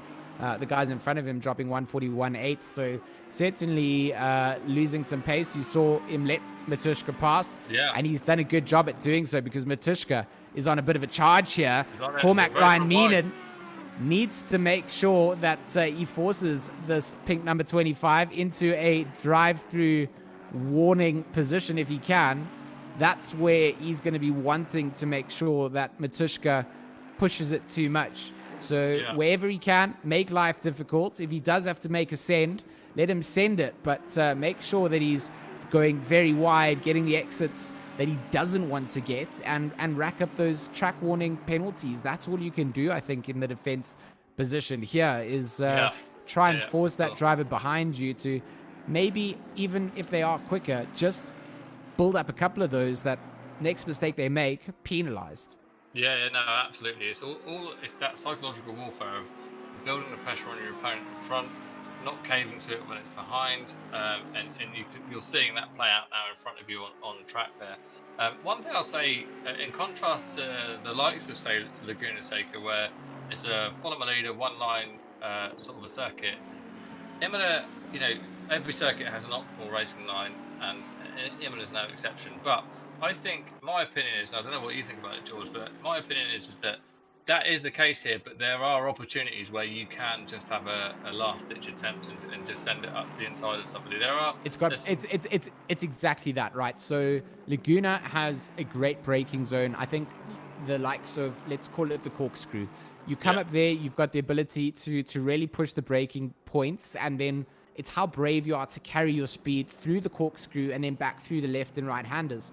Here, a lot of braking points for you to be able to test how quickly you can get the car slowed down, how late you can get it slowed down, and then how quick you can get the transfer over. So it's like Laguna in that it's punishing in you follow in formation, but there are opportunities because you're coming onto the brakes. Ravazza here, we've seen guys getting exits that have given them side-by-side racing by the time they get to the exit of the pit straight, and that's being behind the driver in front just because they haven't got that double apex quite correct. So yeah, I think I agree with you. The racing is certainly allows for a little bit more overtaking room and a margin for that kind of racing.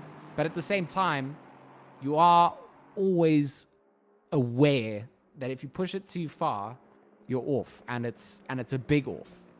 Yeah, I think you can you can send it here, and I think you can do that in a reasonably clean and safe manner. But you're going to have to be aware that it's going to cost you both quite heavily in time, and because of the sort of rhythm, flowy nature of the circuit, any disturbance to that rhythm could have quite large consequences. As you see, Matus Checker, I cannot say his name correctly, but the number 25 Audi getting a little bit of drift. We'll do it together. Matushka, sorry, there we go. Matushka, there we go.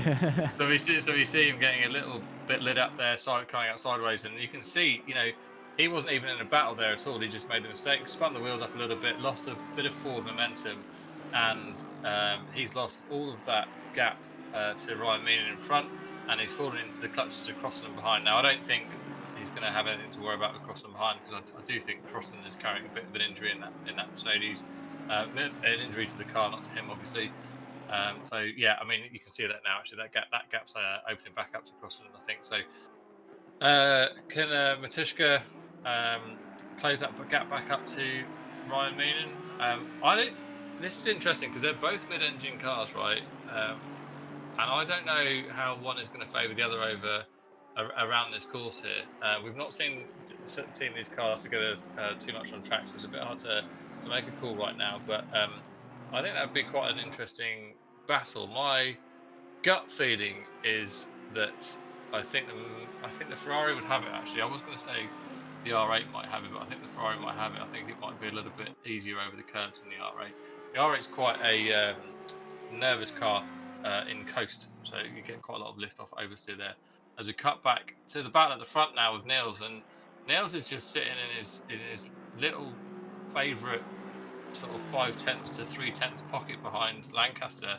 That's probably about the biggest gap that we've seen that be now, is 5/10. So for all my conspiracy theories and plotting and planning at the beginning, maybe Niels is driving 10/10, but I don't know. I like my plan. I think I'm gonna stick with that.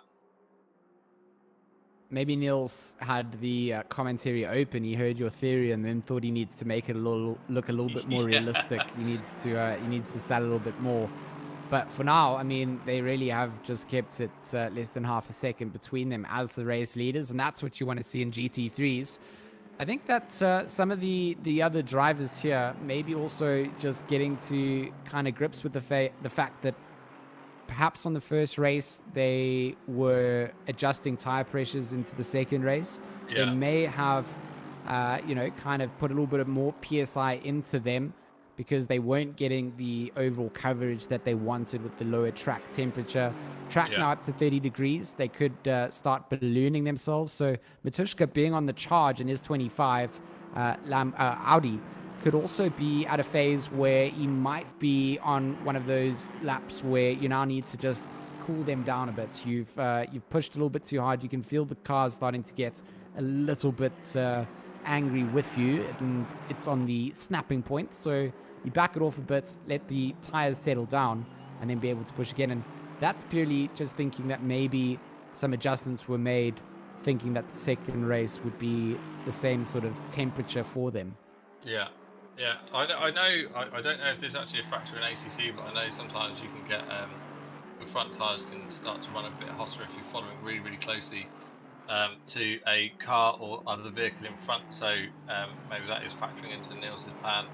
I'm now I feel like I'm building Niels up to be some sort of super strategy genius person, which I wouldn't put it past him actually. To be fair, having watched some of his live streams before. But yeah, these two guys are sort of, it is a bit of a masterclass here at the front here. They've got a massive gap now between Niels and Ryan Meenan of about 3 seconds, 3-4 seconds, something like that.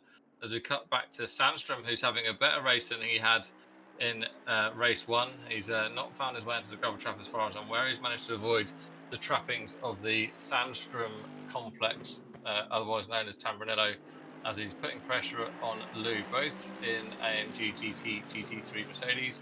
So this is a battle of driver setup and driver skill as they come down So I to mean, the fence. can I tell you something that's just so crazy, right? We started with 23 cars. We have 11 racing now. 11. Is that the entire field? We What's have happened to the... the rest of the field is sitting in the pits. I mean, this is where things have got down to. 11 cars remain in the closing 17 minutes. So, I mean, we had that big crash at the beginning of the race, though, right? So we've probably for lost quite a sure. lot I of field think there, yeah.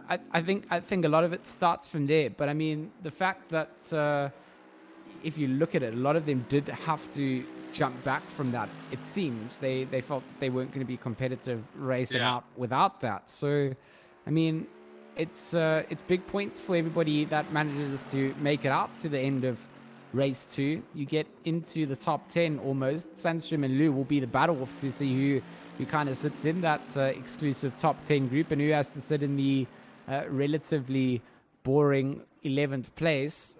But overall, it's 11th out of 23 drivers, I suppose. But at this stage, in your mind, you feel like you're last as Sandstrom. So you want to get past Lou. You don't want to be that person that finishes there. You got 16 minutes. You can see the car in front of you. Not only is it then not last, but it's also the top 10. So it's, I mean, how often do you get to say that the car in front of you is not last, but it's also the entry to the top 10?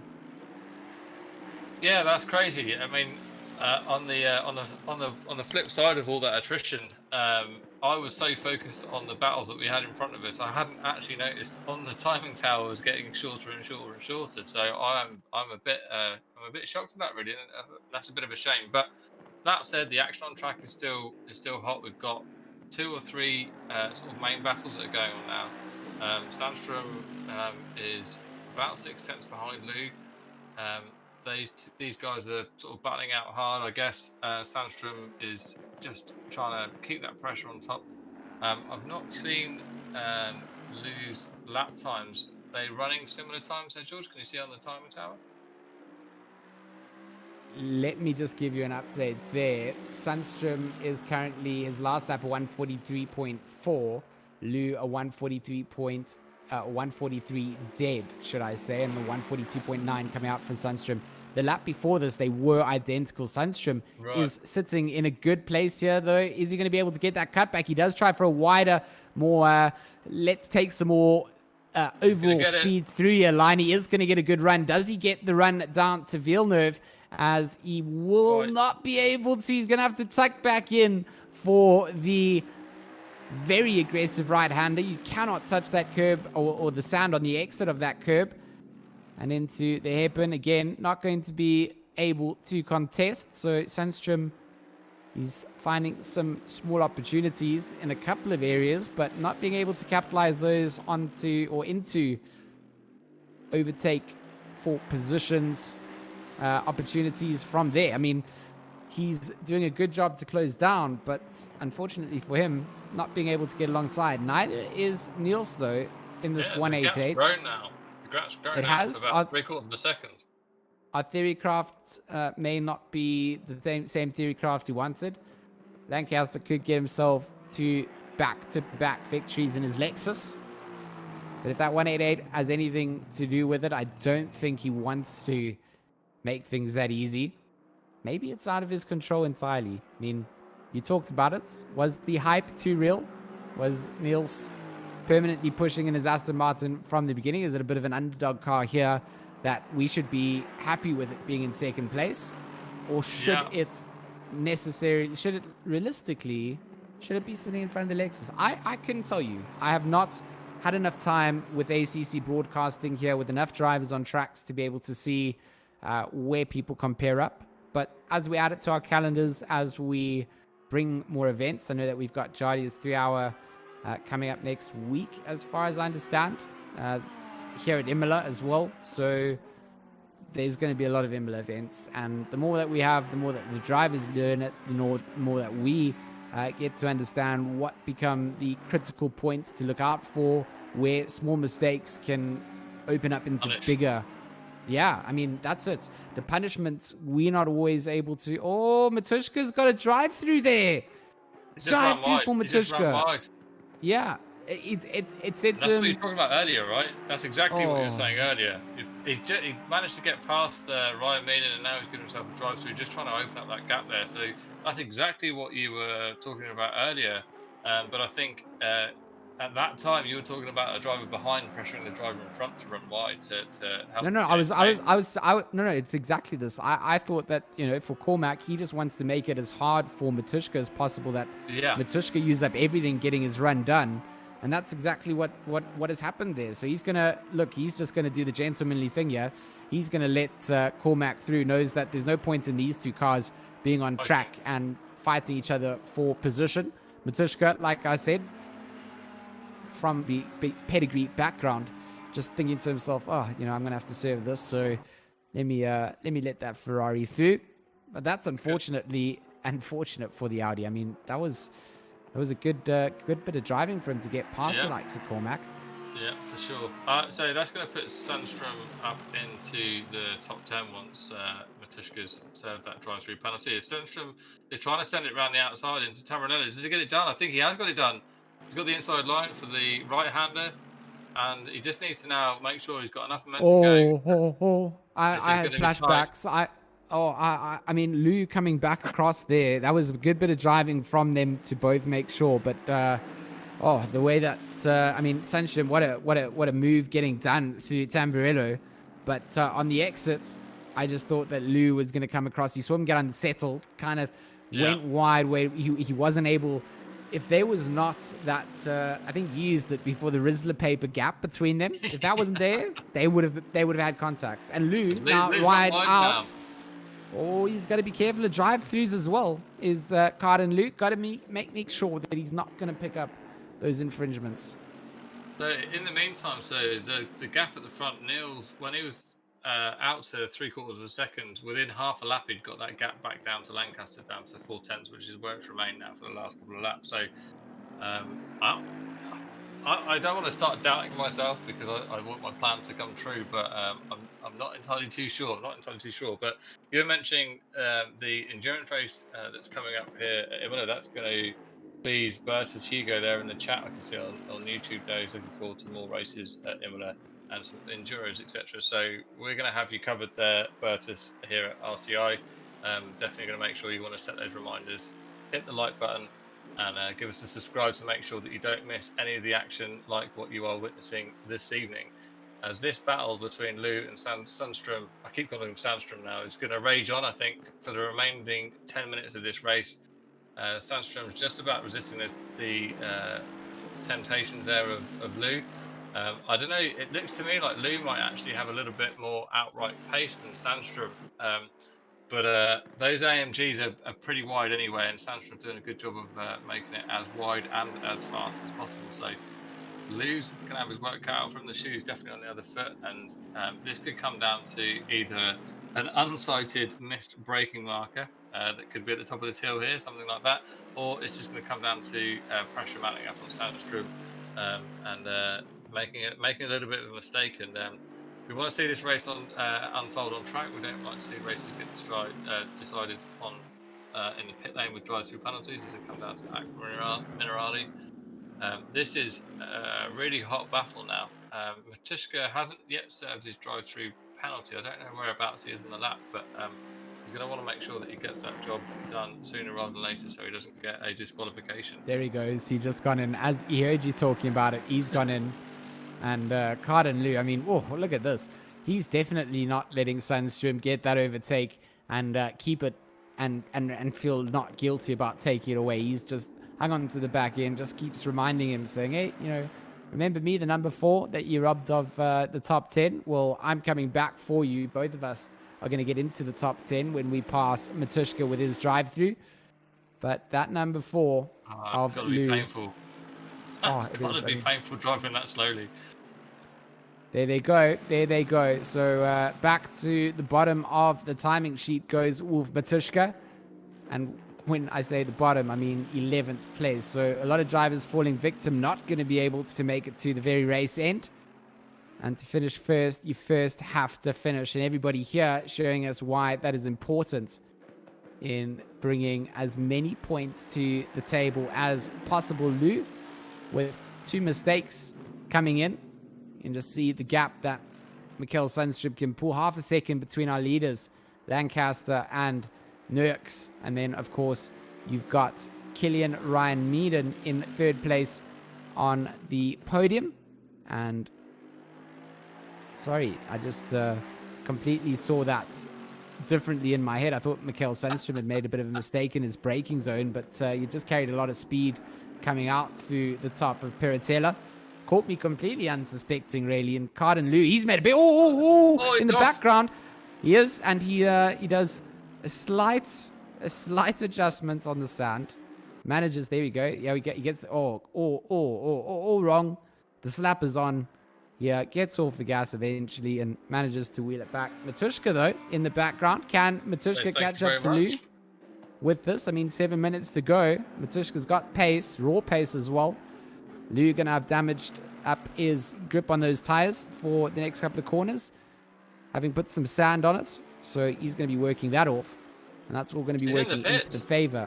Oh, he is going into the... Oh, he's got a drive-through. He's got a drive-through. He's got a drive-through. Oh, right exactly at the end there. That's exactly what we didn't want to see, but that's given Matuszka the place back, and that's got to be the race over for Lou.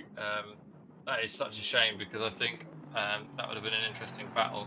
As this is at the front now, though, I've been keeping a watchful eye on the gap between Niels and Lancaster, and every now and again, that gap has jumped out to half a second, and I wonder it's where I'm going to reverse my decision now. As nice as my theory was, I think Niels is pushing hard. I think if he was going to make a move, he would have made it by now. They've got daylight behind them, so they haven't got to worry about being pressured behind. And I think Niels would have made the move now if it was as calculated as I first might have thought. The only thing I will say is that when Niels makes a mistake and that gap does go out to half a second, 3/4 of a second, something like that, he is able to recover it very, very quickly. So I don't think the outright pace is the issue. I think it's catching a car and overtake them are completely different things, right? And Niels has done so well at catching him, but getting that overtake done doesn't seem to be his cup of tea. And with 5 minutes and 20 left on the clock, he really needs to have a look. Look at him exploring those braking zones and getting as close as he can to the back end of Tom Lancaster's Lexus. The number 97 leads us away in the second sprint race here, the 45 minutes of the second, or of the 2 races that we've run. RCI TV with the GT3 event being run out here. A massive shout out to our drivers for coming through. A lot of curb from Niels at Variante Alta. And that's going to cost him, it seems, there. So we talked about using a lot of curb. There's curb, and then there's curb, and then there's perhaps a rocket launch. And that one there was very much the latter coming down. Tom Lancaster has a breathing space. We'll see that rearview mirror. We'll see that it's not entirely occupied by white and blue colors, and we'll also realize that with 4 minutes left on the clock, he's probably got around 2 and a bit laps to make this, all count for himself. So we are getting... This would be an achievement for Lancaster, a double win. And the first one, possibly you might argue that it was gifted a little bit, but he has been under pressure from the very minute, or the very second rather, that this race went green. Niels has been hounding in the entire race, and I always doff my hat to drivers that can resist pressure like that, because for me, when I drive, I was talking about it with someone today, I get anxious when cars get close to me, and it sort of freaks me out a little bit. And no matter how much I say to myself in my head, just hit your markers, hit your braking markers, you can't. You're 100% right. You're looking at that permanently in the mirror. You're like, oh no, he's there. And you're also trying to keep some of that race preservation, right? Because you know that should he send it big into a corner, you want to be able to, steer away from that. So you're always going to be looking up there as much as you try and tell yourself not to. I relate to that so hard. So, I mean, Tom Lancaster is doing such a good job at managing A, that anxiety, and B, keeping the likes of Niels behind him. Maybe that number 188 Aston Martin, not the greatest car in the field for this, but, I feel that behind the hands of such an experienced driver, any car in the field here can be intimidating and aggressive and potentially take something away from you. Yeah, I would 100% agree with that. And, as we keep saying, it's all about keeping that pressure up on the driver in front as we're following around Sousa in the number 10 mint green and black Ferrari, as he looks like he's now got a run on Piffet. Piffet's not a driver, he has got a run on Piffet. That's not that traffic, is it? That is full position, I think. So it is Piffet, you're right. Yeah, and so we've not talked about Piffet at all previously in the other races. So potentially, where did he start from? Actually, Piffet, was he further down the field? Let me try and see if I can tell you that information. Yeah, he's made up 7 places since the beginning. So, and some of that's going to be by virtue of the fact he's just still out there with such a high attrition rate through the race. The sort of old adage, never give up. Sort of this is the example of what can happen. I do endurance races. I've done endurance races with some friends, and you run into adversity, you run into problems or whatever. And I always say, if you give up, if you put into the pit, you know exactly what the result's going to be. But if you keep driving and you keep doing what you're doing, that's the unknown, and that's the thing that you've got to stay out there for. And Piffet's kind of an example of that for now, I think. As we're back up the front now with Niels, he's back into his 0.2 second window behind Tom Lancaster, and really this is it now. We're going to be starting the final now lap. Or never. Exactly, You're 100% right, Simon. They're setting it up. This is going to be for Niels to see if he can claim that victory. Finally, his first race, he got a drive-through penalty and was unable to really work his way up towards the front. Confidence. Lancaster's not even defending into Tamarillo. That is confidence for you. Oh, but I mean, amazing. Is it going to punish him out? Niels is all over the back end of him. They're going to come down into Villeneuve again. Look at Niels. He just fakes that line there. He just pops a mirror out, says, I'm here, and then tucks himself back in. Look, he's going to try and carry some more speed throughout of Tosa. And he's taken a little bit of a wider line. Don't think that's quite been what he wanted in the exit. And right now, Tom Lancaster is doing such a good job in the Ancient Aliens, number 97. 13 seconds left on the race clock, confirming that this will indeed be the last lap. Onto the rear ring cam as we come through Minerali. Oh, look at that. I mean, you see them wrestling with their cars. as they make their way up to Variante Alte. Not a lot of places left to go, Simon, for him to make the move. Oh! There's contact. But Neil's got on the brakes there. That is great sportsmanship to see that from Niels. So, Niels being the aggressor in that situation, he got on the brakes, he held his car up, gave Tom the opportunity to right his car, and I think that's going to be it now. So, Niels had to make the move. I think he was trying to set up for something down into Riviera at the bottom here. But he just carried a bit too much speed and run into the back of Lancaster and just knocked him round. And yeah, I mean that's something I don't think you see in the real world there. I mean, Niels, I think, is letting Tom have this, or is Tom letting they having conversation now as to who should win this race, because they both look like they've slowed up slightly. But that's something that we don't often see in the real world, or I don't think I've ever seen it in the real world, where you have a touch like that and the sportsmanship shown there by from Niels just letting Tom get back on track and have the place back. So I've got it's very much a gentlemanly agreement. Yeah. Agreement that comes through in sim racing with those kind of things. I mean, in the real world, yeah, they just push it, they drive, and for us, it's a little bit more than that. Niels was having a great battle out there with Lancaster. I think for him, it was more of a that was on me. Ulta was a place that I needed to have a look, and just wait for you, rejoin the circuit.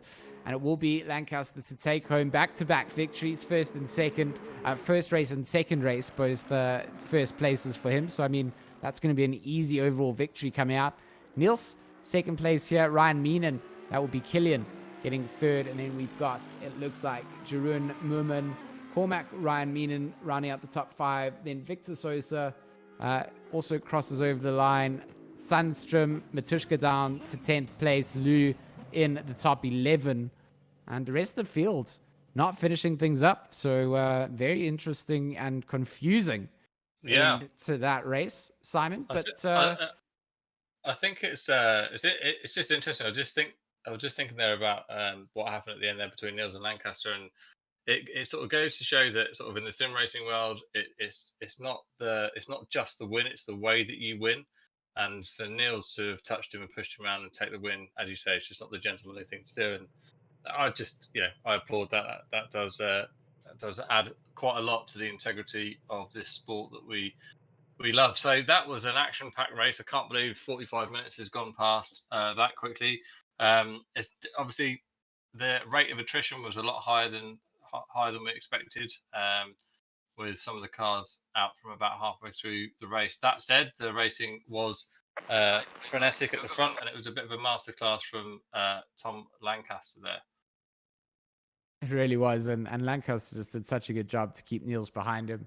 Nielsen able to find the opportune place to get past. If you guys enjoyed tonight, though, this is not the only racing that we'll be bringing you this week. Of course, we've got the Porsche Cup coming up tomorrow night.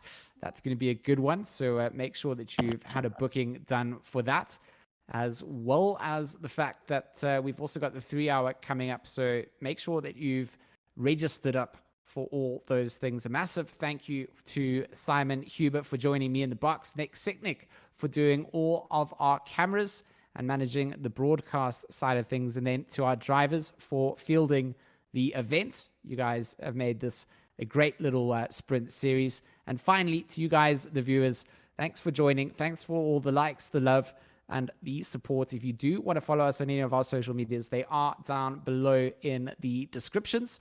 If you haven't shared it out with your friends and family, you definitely you're keeping secrets that your family wouldn't approve of you doing. So they know, I know, and Santa knows. Santa is not going to give you presents if you don't share RCI Racing with them. We will see you guys tomorrow. This has been great. My name is George Smith, and I will catch you on the flip side.